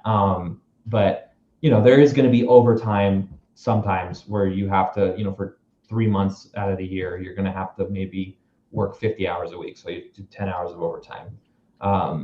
Again, it's never required, but they will really appreciate if you can. But if you're like, absolutely, I'm not doing it, then that's possible.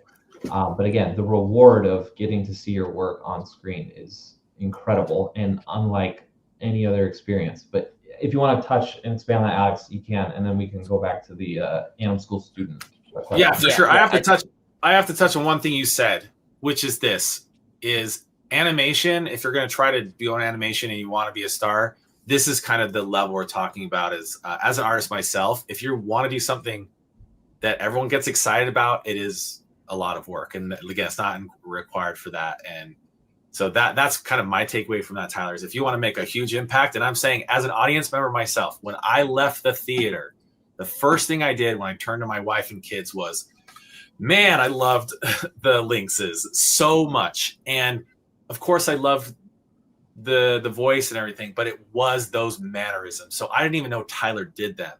And I think these little flicks that we're seeing here, this is why I'm excited about. For me, it was the standout thing, was I felt like their mannerisms felt so cat-like that's what transported me. It's what immersed me into this show more than anything else, was the animation. These little things you added, Tyler, is the first thing that I mentioned to my wife, and I didn't even know you did that. So that sacrifice that you made on that, not seeing your wife, had me as an audience member later on go, that was the coolest thing in the whole movie. And I didn't even know you do that. So I wanted to do that through line of, you sacrifice that, we put it out in the world, and then people see it. And I'm telling you right now, that was the thing I liked about it. And so it comes through. It's amazing. It's so cool. Yeah, it also depends on the show. Like, not every show is like super crazy. Like sometimes you barely do overtime, sometimes you do a lot of overtime. But when you're doing overtime, you see the whole studio coming together. It's like everyone is working so hard. It's like the focus, man, is just on the bigger picture. And all this passion is just contagious. It's like sometimes the day went by, I was working 12 hours and I just didn't feel it because it's so entertaining, that you also have, sometimes make a pause and step away from the computer, and the next day come back, and then you see like a lot of mistakes that you didn't see in your shot, because sometimes we get stuck looking at the shot for so many hours in a row that your eye tricks you. You no longer see the mistakes that you might see on fresh eyes. I love doing overtime, to be honest. But even now, it's we're on a Saturday, man. I'm already excited for Monday to go back and keep animating at the studio. It's I love what I do.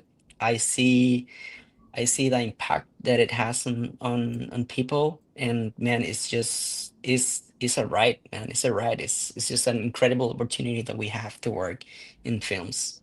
Yeah, actually, sorry, I need to jump on that as well, because that reminded me of something that I haven't thought of in a while. When I was in Canada working on Hotel T4, this is my first animation project job ever, out of AnimSchool. And the borders were closed, so I was there by myself. I remember being disappointed that it was Saturday, because I just wanted it to be Monday so I can just animate again, because it was like, it's Saturday. I can't do anything. Everything's closed. Like, I guess I can just watch TV or FaceTime my wife and friends. It's like, which I would do, but it was like, I got to do this Saturday and Sunday. And then it's like, I was always like so excited to go to work on Monday, or like go to work, log in on Monday. And that never existed before animation. So I thought that was very interesting that I was so thrilled to wake up on a Monday, because it's like, yes, I get a whole new week of animating. It's super inspiring. Like what you said about everyone's doing the overtime. It's like, yeah, it's hard, but everyone's doing it. You're not by yourself. It's like you're all in this together. And it's only like that for a small period of the year, and it's not like that every project either. Yeah, and after the show, there comes a downtime. So it's like the studio is very good. They give you enough time to rest, Yeah. to travel, to enjoy life.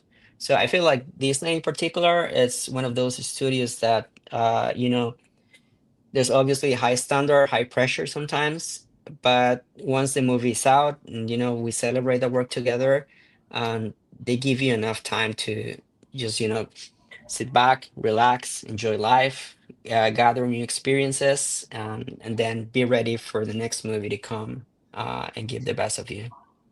Yeah.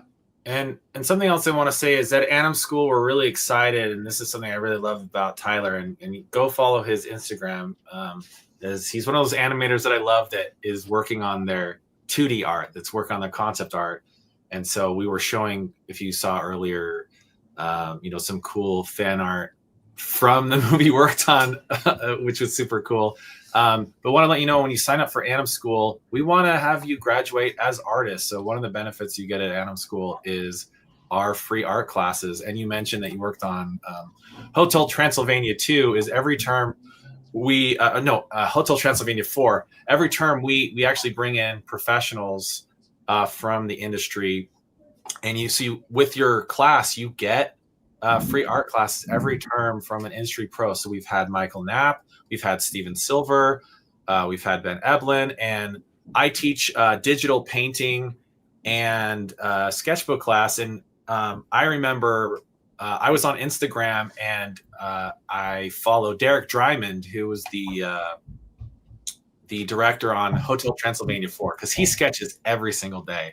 And I just said, hey, would you come talk to my sketchbook class? And he did, and it was super, super cool. So what's really fun about going to AnimSchool is that you are going to be exposed to all kinds of people in the industry, and they're going to tell you, you can ask them questions, what it's like. So we have people from TV, game, animation, every term that teach you these extra skills. And I was wondering, like, Tyler, could you talk a little bit about like the importance of some of these extra things that some people think they don't need? Like, I'd love to hear you guys talk about like the importance of drawing. And we're having a lot of questions. We're going to open it up to people, but there's a lot of people scared about AI. And so why do you guys think it's still important to learn art and to learn how to animate, when there are people who are saying, oh, we don't need animators anymore, like AI is going to do everything? So that's a big topic, but like, why go learn this if we're going to be replaced? Yeah. So the two questions: the drawing, is drawing good, does it help, and then why learn this because of AI. The drawing one, I have like a really silly analogy. If you're familiar with Avengers Infinity War and Thanos and the Infinity Stones, so like you have like all the little things of animation, like, so you got animation, story, lighting, layout, rigging, modeling, like those are the stones. So like animation is like the time stone, right? It takes a long time to animate. So time stone. Soul stone is story, because story comes from the soul. Like rigging is the mind stone, because you have to be super smart to rig and do coding. And then you have like modeling is the reality stone, because you're making things appear in this software. And lighting is the space stone, because you can light space and all that stuff. the drawing is the power stone, in my opinion. So it amplifies any other stone. So the ability to draw, you don't need them. You don't need it to do the other thing. Okay. But if you can draw, it will just make whatever you're working on just that much better and that much more powerful. And you will just have a lot more ways of handling whatever you need to do. So that's why I think drawing is super important. I think it's, again, there's many animators at Disney who can't draw and they're phenomenal. But it's usually they're phenomenal because they're just so good at acting, you know. But then and they do the acting shots, you know. They won't do the like super graphic dynamic shots, but it's still there's people who, you know, they know what a good drawing looks like. So it's like, even though they say they can't draw, it's like I'm sure they could actually, you know, do. Yeah, they're like curate. They know they are curators of life, right? Yeah. When you talk about the illusion of life, you can learn the illusion of life through observation. Just because you don't want to draw doesn't mean you can't have those skills. But I amen to everything Tyler said. I agree. And they can still point out a good drawing versus a bad drawing. So I just feel like knowing how to draw is very important if you want to accelerate your skills. And, you know, if you're looking for one answer on, you know, out of the multitude of answers of like, how do I break into the industry? Well, one is, can you draw, and how well can you draw? Because if you can draw really well, that's one step ahead of your neighbor, you know. And it's like, if you look at Formula One racing, there's 20 drivers in Formula One, and they're the fastest drivers in the world. There's 20 of them. And if you want to be in Formula One racing, you have to be faster than the top 20 drivers in the world.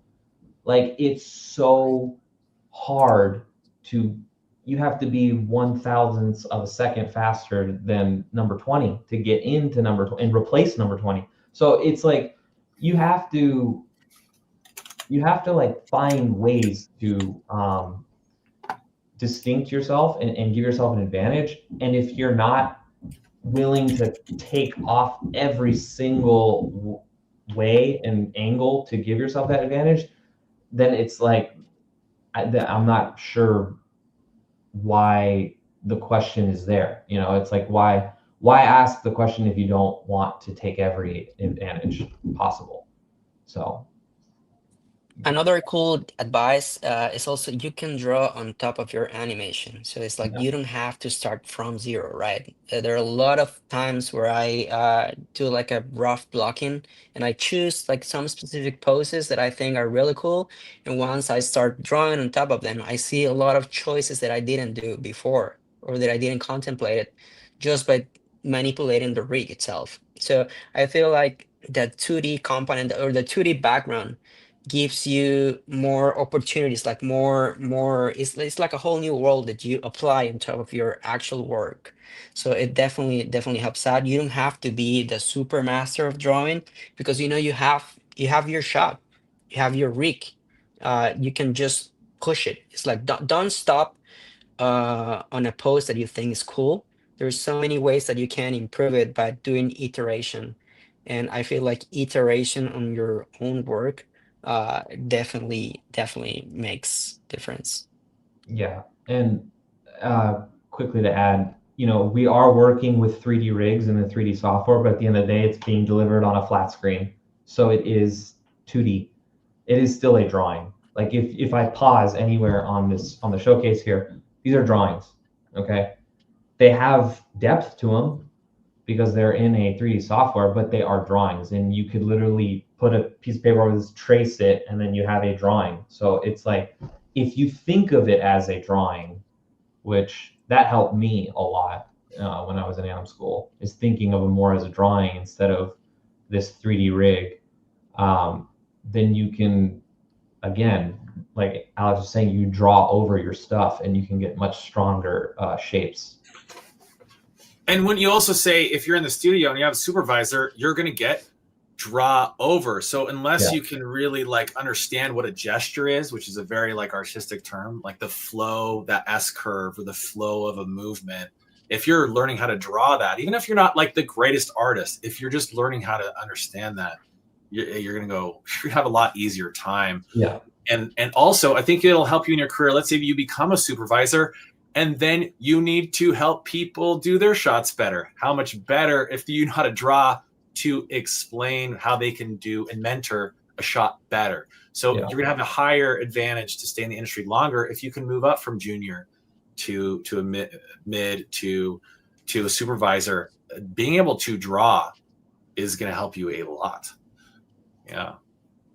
Now to that second question, we should all just pack it up. Artists are done. AI is taking all that. What do you guys have to say about that? Like, why learn this anymore? If this is maybe like already seen. Oh well, this is an old way of doing animation. Why still learn this stuff? Why go to AnimSchool or any school anymore? Yeah. So it's obviously that's a big question. It's a very tricky question to answer. I'm gonna say right now I don't have all the answers. I don't think anyone does. I'm not going to be able to predict what happens, but what I can say is a few things. It is different from mocap. It's not the same. So I know there's that caveat. However, when mocap came out, everyone freaked out, lost their mind, said, character animation is done. It's not, okay? Mocap took its spot alongside of everything else. It's used for certain things. So maybe AI will take its spot and used for certain things. At these studios like Pixar, DreamWorks, Sony, Disney, Illumination, they don't use mocap. They're not interested in that. That's not what they want. They get a different feeling out of the performances. They get a much richer, more impactful performance from character animation, character animators. And mocap is used for other things, which is fine. So maybe AI will have a spot. I don't know.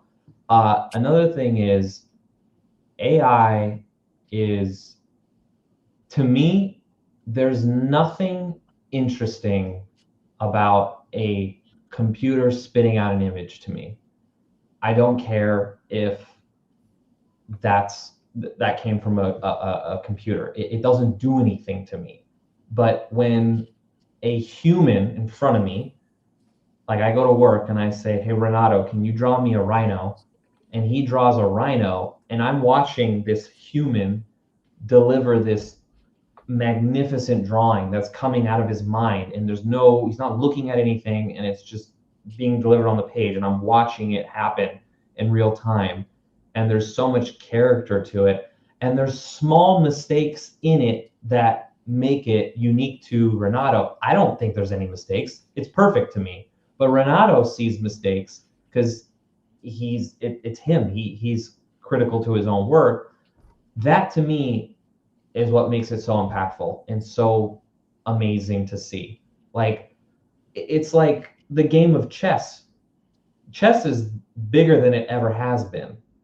And when chess came out, or when Garry Kasparov was the world champion, he lost Deep Blue, which is a chess computer, in 1994, or 3 or 5, I don't remember, somewhere around the 90s. Yeah. They said chess was done. It's done. It's the world game, right? It's because you don't speak during chess. You do tournaments, and you're not supposed to talk. So anyone from any part of the world can use their knowledge to play anyone else. There's no language barrier. So that's why chess is so great, and it's one of the oldest games ever. So they said chess would be done because of an engine, because a computer can beat a human, then there's no point in playing the game. Now you look at chess and nobody cares about watching two computers play. It's going to end in a draw. We already know the outcome. We don't care. We want to see grandmasters play against grandmasters. We want to see who's going to make the mistake and how is the other person going to capitalize off the mistake. They make almost no errors, but that little bit of human error is what makes the game interesting, because we don't know what's going to happen.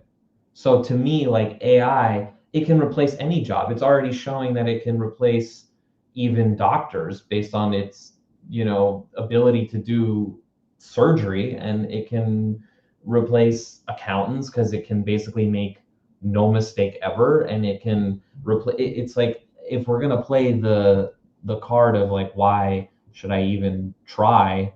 It's like, well, I mean, for me, it's I don't care if I'm not going to let a computer stop me from doing what I want to do. So even if it's like there's no more animation jobs, I'm going to be at home, I'm going to draw, I'm going to inspire myself, I'm going to create. Like I'm not going to let something prohibit me has nothing to do with me from doing what I want to do. That inspires me and makes me get better as an individual and grow as a person and all that stuff. So I understand the fear. Like I said, like I see stuff from AI and I'm like, geez, that's before you can't tell, you could easily tell it was AI, but now it's like it's getting hard to tell. But at the same time, there's always something about it that is off. And it's like, also in terms of the image generations, it's like it has a very specific look, in my opinion, that it's like there's like soul missing in the drawings and stuff, and even the motion. And I don't know, can it get to it looking indistinguishable? Maybe. But at the same time, it's like I don't know where that takes us. At that point, I can't really answer what happens. What happens if AI becomes, so good that we can't tell the difference? Then I feel like we have a bigger problem on our hands. Yeah, and if I can, you said some things that are really important, and I hope that if you guys look back on even just the last, this talk and learning about the pipeline of how Tyler kind of took what his love of cats, his love of animation, and other people tried to, how do we find this character? Those all people led, and you use tools for that. Like you use computer tools for that. And through the history of animation, we've always had tools. I don't know. It's really good. If you guys go back and look at Snow White, every Disney princess was rotoscoped. I don't know if you guys know what rotoscoped is. We were talking about drawings, right? Every Disney princess, Snow White, Sleeping Beauty, Cinderella, they are rotoscoped. That means they just traced over characters. Something happened later on. We call it the golden age of animation with Glenn Keane. Little Mermaid is the first princess that wasn't rotoscoped. And so, again, we're talking about like tools and aesthetics. And what I saw Tyler do on Zootopia is very much a stylistic, artistic choice. And I even if AI and tools get better, it's guaranteed that animation tools are going to change. And so the better thing to be is a lover of that's why it's really good to think about that term, illusion of life. Like, what is the thing that we can observe in this beautiful earth and beautiful movement that we as humans experience and then can put out there? So even if AI gets really, really good, it is going to be an average of everything. That's really cool. But how do you make it stand out? I bet when people did their first takes on these things, they probably are a little bit average. And then it's when you plus it. And so what Tyler and Alex do is that they're really like curating something that's very human driven. And so I don't know what's going to happen either. But what I think is good is by learning the fundamentals, which we teach at AnimSchool, you shouldn't fear about the future. Like, you will learn tools and they'll always change. But the fundamentals and being a human and storytelling will be the thing that make you successful, and to be in the same rooms as Alex and Tyler and Manuela and with your best friends where you want to be. That's what I feel is so cool about the animation industry. And it's not going away. Do not get scared of it. But it is going to be a lot of hard work. That's the truth. Whether there was AI or not, it's a lot of hard work. Jesse, if just to add really quick, I just wish that everyone could be present in the review rooms that we have at the studio, because when you're in rounds and you have your supervisors, you have the head of animation, you have this amazing group of people reviewing the work, and it's that collaboration, the iteration, the soul that the artist put. I mean, I can put to words how many special things are born in these review rooms. And it's only born because of the collective work of these people that share passion that cannot be replaced. And the thing about big studios is like they want to do new content. They want to do specific, very unique experiences for the audience. And that's only possible because of the artists behind all the ideas, we're the ones putting all of our stories, all of our collective knowledge, and we don't want to build anything that looks generic. We want to build new worlds for people. And I feel like that's something that AI can try to do, but as Tyler said, I don't see soul in these things. And when I go to see a movie is because the feelings that I get watching these Pixar, Disney, Sony movies, I cannot put it to words. It's something very special. And one last thing that I kind of wanted to say about AI is, if you look at all the popular things that are coming from AI right now, in terms of generative content and videos that's having a lot of buzz or excitement, it's all from human created content that AI is basically making a video of someone or a character doing. So it's like none of it is original from AI. It's all like, Zootopia characters doing this, or Star Wars characters doing this, or Avengers characters doing this, or Brad Pitt and Tom Cruise fighting. It's like these are real people. These are human things that AI is basically making things of these characters you haven't seen do. And so it's like this is all stemming off of human content. So that's far, the man behind the curtain thing, right? Like, yeah. It's all human led at the end of the day, and so don't get fooled. I'm not. We again, Tyler, you said we don't know what's going to happen with it, but that's where I think it's still important to learn. People are like, oh, should I just straight go to maybe someone who's saying like, why should I just go learn AI? Why not just go to an AI school? Why would you recommend maybe learning how to draw over that? That's maybe what I'm kind of getting at. Yeah, because you obviously need to know the fundamentals. You need to know how things work. If you want to work on cars, you have to know how a car is made. Like, you can't just go and you can't just go make like superchargers for a car and not know how an engine works, So it's like that's kind of how I see it, is and there's only so much. I just feel like a lot of, how do I figure this out? There's a lot of studios that they're not letting their AI, they're exploring the idea of AI trained models, but again, there's so much that the AI trained models is not learning from and not getting from, that it's like you don't know where this is going. It just feels a little bit ambiguous to me, and there are almost no laws right now. It's like, what if?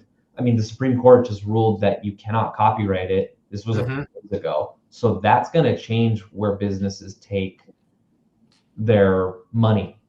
If they can't get any copyright from it, they don't own it, so they can't make money off of it. And so it's like, if that's one thing that just came out. I don't know if more laws are going to come out that kind of restrict it. Who knows? So to me, it's like, I'm not trying to learn Photoshop so I can use Photoshop to make a bunch of drawings. I'm going to go learn how to draw so I can take any software and draw. Yep. So I'm not trying to pick drawings off of the internet and then make a Frankenstein in Photoshop. I want to go learn how to draw and create my own things that I want to create. That's a really good point. And at AnimSchool, let's say like we use Maya, which is industry standard. But we want you to know, once you graduate, you might go to a studio that has proprietary software. Well, oh no, I didn't learn this at AnimSchool. What? So what? You learned the fundamentals, and you learned how to learn a software. So once you've learned how to learn a software, you know I can learn another software. So by going through this, whatever comes, which I said I was trying to illustrate with the rotoscoping to other things. Animation, if you want to get into it, just know that you're going to have to be a lifelong learner. But that's awesome, because learning for your whole life is rad. I don't know what's going to play out with AI. I know it's going to get incorporated into pipelines. You might have to use some of it or something else, and you can ethically choose what studios you want to be with. I think there's going to be plenty that there might be like a 2D animation like renaissance that happens as a result of more AI stuff. We don't know what's going to happen, but you'll always have to have those AI tools. I mean, this is a conversation go on forever and ever, but what I hope you've seen today is that this is awesome. It's doable. You can do this. If you want this, there are people like Tyler, like Alex, like AnimSchool, other places that want to show you. It is a whole way of life. That's the thing you have to think about. If you want to get into animation, you've really got to go, what do I want to do with my life? What kind of people do I want to spend my time with? What kind of stories do I want to work on? Those are the big questions that you should answer before you go, oh, I want to be in animation. Well, like, you got to think about the whole thing. And you need to think past my first job. And I want us to end here soon, but like, can you guys give any advice about that? I think new students are just like, I just need to get in. If I could just get into Pixar, if I could just get in. But there's like, it's like the dog chasing the car. What does it do once it catches the car? So do you guys have any advice about that? Like, how do you get in this industry, but also like keep growing in it and make it like a good thing for you? Yeah. Well, like I said in the past, how to get in is to, like, first you got to learn animation. Like, that's, if you don't know what good animation looks like and why, you're gonna struggle getting in. And that's why I feel like that's why I joined AnimSchool, because I saw the showcase and I saw the level of animation that was being produced. To me at the time, it was like, this looks straight out of a movie.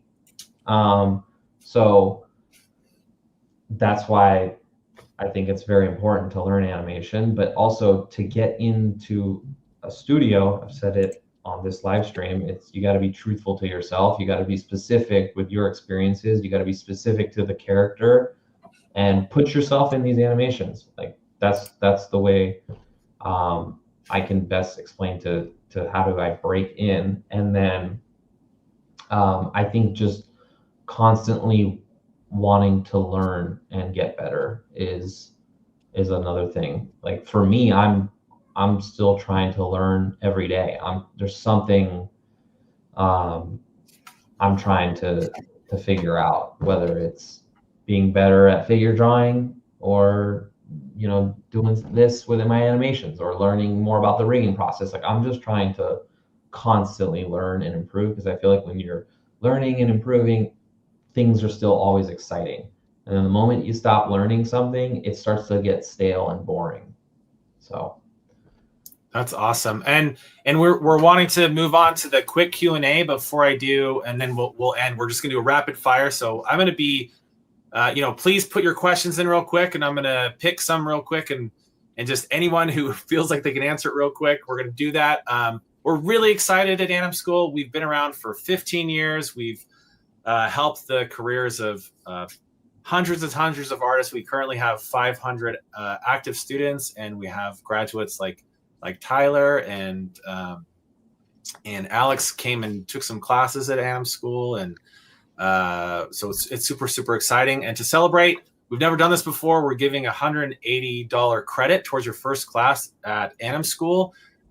So jump in when you can. We have small classes, so these classes are taught live, and our deadline for spring term is March 30th. So when you guys go through the application process, I'll put a link for that. Make sure to put AnimSchool 15 for that credit. Okay, so here we go. We're gonna quickly fire these off, and let's go. So here we have this question. Hello, I am new in the world of animation. Do you think it's a good idea to share my work, even if I see it as bad or poor quality? I really wish to improve, but I'm scared for the criticism. No, I think you shouldn't be scared of criticism. Like, that's going to happen forever. So it's art, it's subjective. So someone's always going to have something to say about it. But I think one thing that you need to understand from AnimSchool and also just working at any studio is you are always going to get notes. And it's not notes as in like, this is bad, change it. It's like, I think you can, maybe not move so quickly over here, or you can, this part is catching my eye, it's distracting my eye. So don't do that motion, don't do that gesture. Just eliminate that gesture. Just have us focus on the eyes instead. And as you get these notes over years and years, you start to like train your intuition of animation and your animation skills. So then later on, you're going to get less and less, but it's never going to go away. So I think it's very important to understand that feedback, constructive feedback, is essential to getting better and almost required if you ever want to get better and grow. So I don't think you should. And if you think your animation's bad, I mean, I think we all think our own animation's bad. So For sure. we see other people's work and we're like, why can't it look like theirs? So I feel the same way. Like, I see people at work and I'm like, why can't my stuff look like their stuff? So, I think you should share it. I think you should try to find people who you look up to, and maybe ask for feedback, like, I think that's always helpful. Some people aren't going to respond, and that's okay. It doesn't matter. Like, on to the next, and you'll find someone who will bite and give you feedback, and then you can use that feedback to make better animations, and then you start doing better animations, and then you'll realize you have a growth and a change. And Yeah. And this one I'll give to Alex. Just how important is it? Should you take acting classes if you're interested in performance? Is that something you should learn how to do? Alex, what do you think about that in terms of like an actor? Because animators are actors. We always say that at AnimSchool, animators are actors. So what do you think of that? I think from my personal point of view, I definitely, if you're able to, yeah, definitely go for it. Because us as actors, the curve of learning is just so big, man. Acting is one of the tough things to learn. It takes a lot of time. And when you learn to train your body, because sometimes when I'm referencing myself for a shot, I notice that I move too much all the time. It's just, I can't help it. But taking classes of acting definitely helps you like train. When you don't move too much and you move only the specific things you need to move, then the audience can get like a clear message. Like it's very important to be clear of what you show. And I feel like acting is so many things. Acting is purpose. Acting is choice. It's definitely I feel like having structures help you figuring things out is the quickest way to succeed. And what we do at AnimSchool, and I hope you guys saw earlier on when we were showing the reference that Tyler was doing for the mayor of the horse, we got to see Tyler acting out the movement. And we teach all of that at AnimSchool. So we were going to actually teach you how to take your own reference. And we take that very seriously of like some of our students draw out their reference like Tyler was talking about, but many just set up their cell phone and then film that reference, and then you'll get guided by an instructor on how to do that, how to make that process. And for you, Tyler, when you were at AnimSchool, how did you learn how to take reference? Like, did you know how to do that beforehand? Like, how did you learn that at AnimSchool? I mean, I just would set up a camera and then do what I felt like was a good performance to my knowledge at the time. Like I said, from a very young age, I've always been like impersonating actors as a fun joke with my friends and stuff. So that part kind of came easier to me. But I think, how to shoot references, you basically put a camera up, read the dialogue in the same cadence and tone as that you're hearing it, and try to recreate a performance that fits that feeling and show it to your instructor and get some feedback on it. Like, don't be embarrassed about showing your acting reference. I think it's valuable to show people. You don't have to show everyone, but like if you just show a couple of people just to get their thoughts on it, you can get some really valuable feedback. Yeah. Yeah, I actually wanted to jump in on that quickly. I would say that you'll get used to it over time. I remember with Tyler, I showed like my reference for a shot, like basically like laying in bed with a teddy bear. You're gonna have like these embarrassing moments with like reference, but just have fun with it. It's not that serious. Everyone's there to support you and to bring your idea to life. So just join the journey. Yeah, that kind of goes back to what Tyler's saying and Alex, right? Like just don't be afraid to put yourself out there. If you're gonna be an animator, you kind of have to think like an actor, which is you just have to get out on stage and bomb. You have to just get your material out there. You just have to not be afraid to put yourself out there. If you're gonna be an artist, you have to show your work. And even if it's not like what you want it to be, there's a thing called the gap. Our taste and our ability, there's always a gap there. And that's just what it feels like to be an artist. You have to get comfortable with feeling uncomfortable in this industry. Yeah, and look, I am not comfortable with like acting 100% in front of a bunch of people. So I actually couldn't do it. I'd probably do like a 40% watered down version in front of people because I'm just not comfortable with getting into the character fully. But I could get into the character fully 100% if I'm in a room with no one there and it's just me. I just set up my camera and then I can actually just get into it. And now it's on the phone.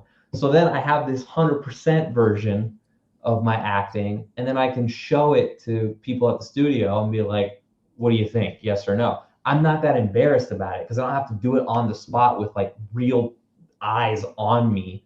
It's just, for me, I'm not like a performer in front of a bunch of people.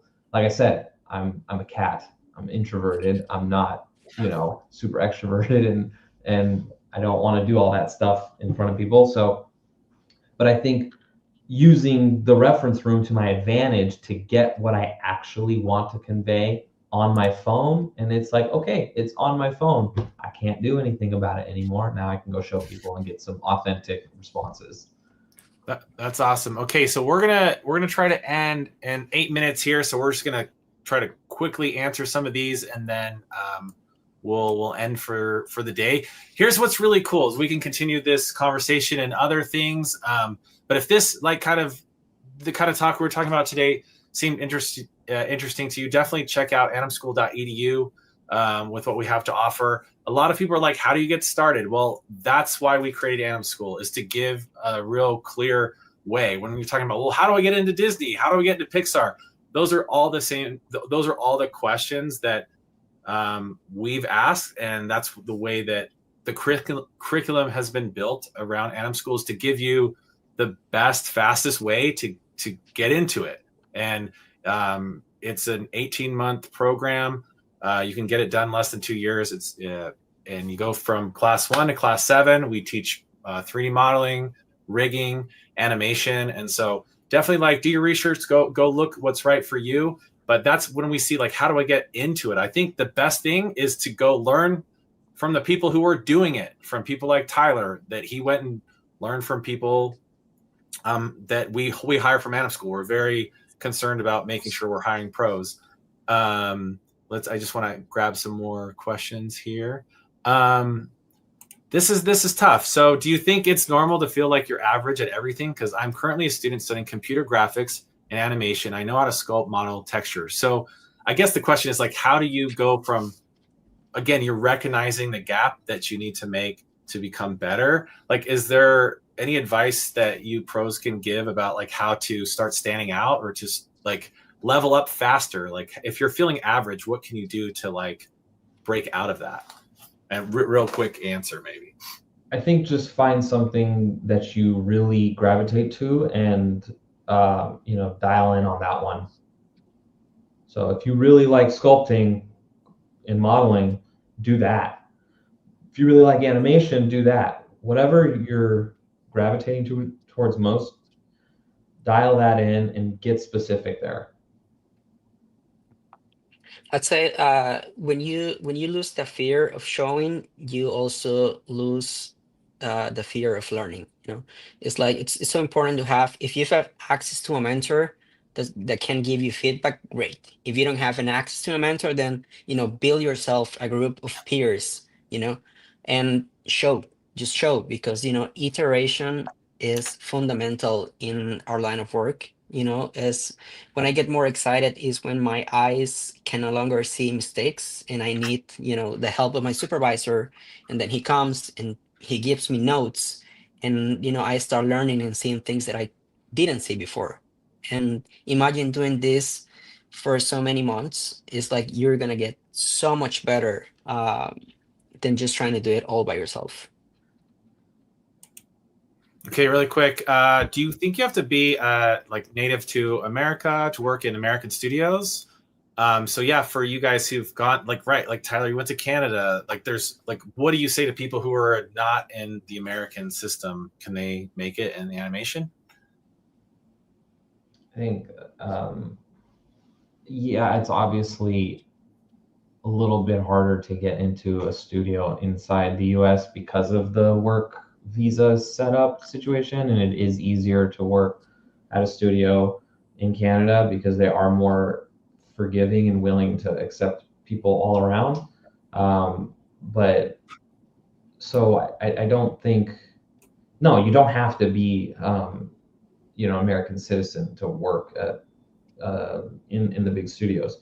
Sony's all the studios in Vancouver are like great stepping stones to getting in, because if your work is very strong and the studios want to get you here, they will get you here. So I think that's a really great answer. Is if you, I know it's hard to say, oh, be the best, but if you get really good at a specific thing that you're really good at, that the studios want, they'll find a way to get you there. I think like, dude, I'm from Costa Rica. It's like a tropical country, and I'm Central America. It's like if you work hard, if your work is specific enough, you'll definitely get the opportunities and you'll get there. That's awesome. Great. Thanks, Alex. That's great. Hi, I'm working as a series animator for over 10 years, and I wonder to jump into another step right now, which is feature industries. Any advice for me? Where's the first step? So again, if you're like someone who's working in another area, what do you guys recommend? How do you jump to a kind of different area of animation or games?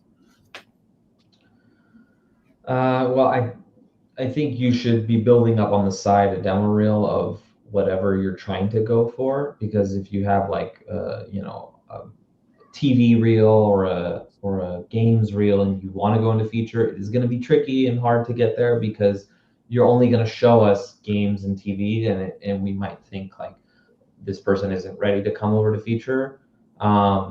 So I do think building a feature reel on the side, so basically just getting rigs and animating shots to acting performances on the side and building that up, so when you want to go apply for a feature studio, you have a feature reel ready.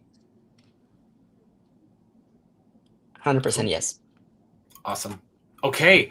Well, thank you so much, Tyler, Alex, Manuela. This was awesome. I love peeking into the process of especially what the work that you guys did on Zootopia, and that, like, I really appreciate, Alex, all the other insight that you brought into it, and that was super, super cool. Thanks so much. Any last words from everybody, like Alex, Tyler, Manuela?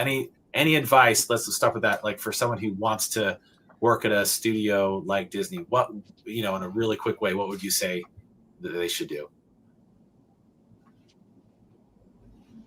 I'd say don't wait. Don't hesitate. Just do it. That's what I did. I saw AnimSchool, quit my job. I signed up. I didn't wait. Awesome. Alex? I'd say, like, as I said before, is like the ride of a lifetime is so special what we do. We impact people's hearts. So, it's never boring to animate something actually that's very special and that we're lucky to do it. So I'd say, like, if you are willing to put the hard work and to, follow your dream, I'd say, like, you have the tools, you can, schools like AnimSchool is like the perfect place to start if you wanted to start some work, but start. That's the hardest part sometimes. Manuela? I would say keep going. I'm not in that step yet. I know, like, I just graduated. It's kind of different for everyone, but just keep going and have, like, go towards your goal. As long as you keep working your portfolio, I think things will work out in the future. Yeah, I agree with all that sentiment. Just start and know that animation is a really great one to go into. If you're an artistic person, I've looked at all of them. I think there's not a group of people that's working today that want you to succeed more than animators. In AnimSchool, everybody wants you to succeed. So when you're here, you're going to make friends that want to help you and that you'll want to help. And so it's just a really great community. So definitely check out AnimSchool if you're wanting to get started in here. We're excited to help. And thank you so much, everyone. We'll catch you next time. Thank you so much, everybody. Thanks, Jesse. Thank you, everyone. Thank you, guys. Bye. Thank you.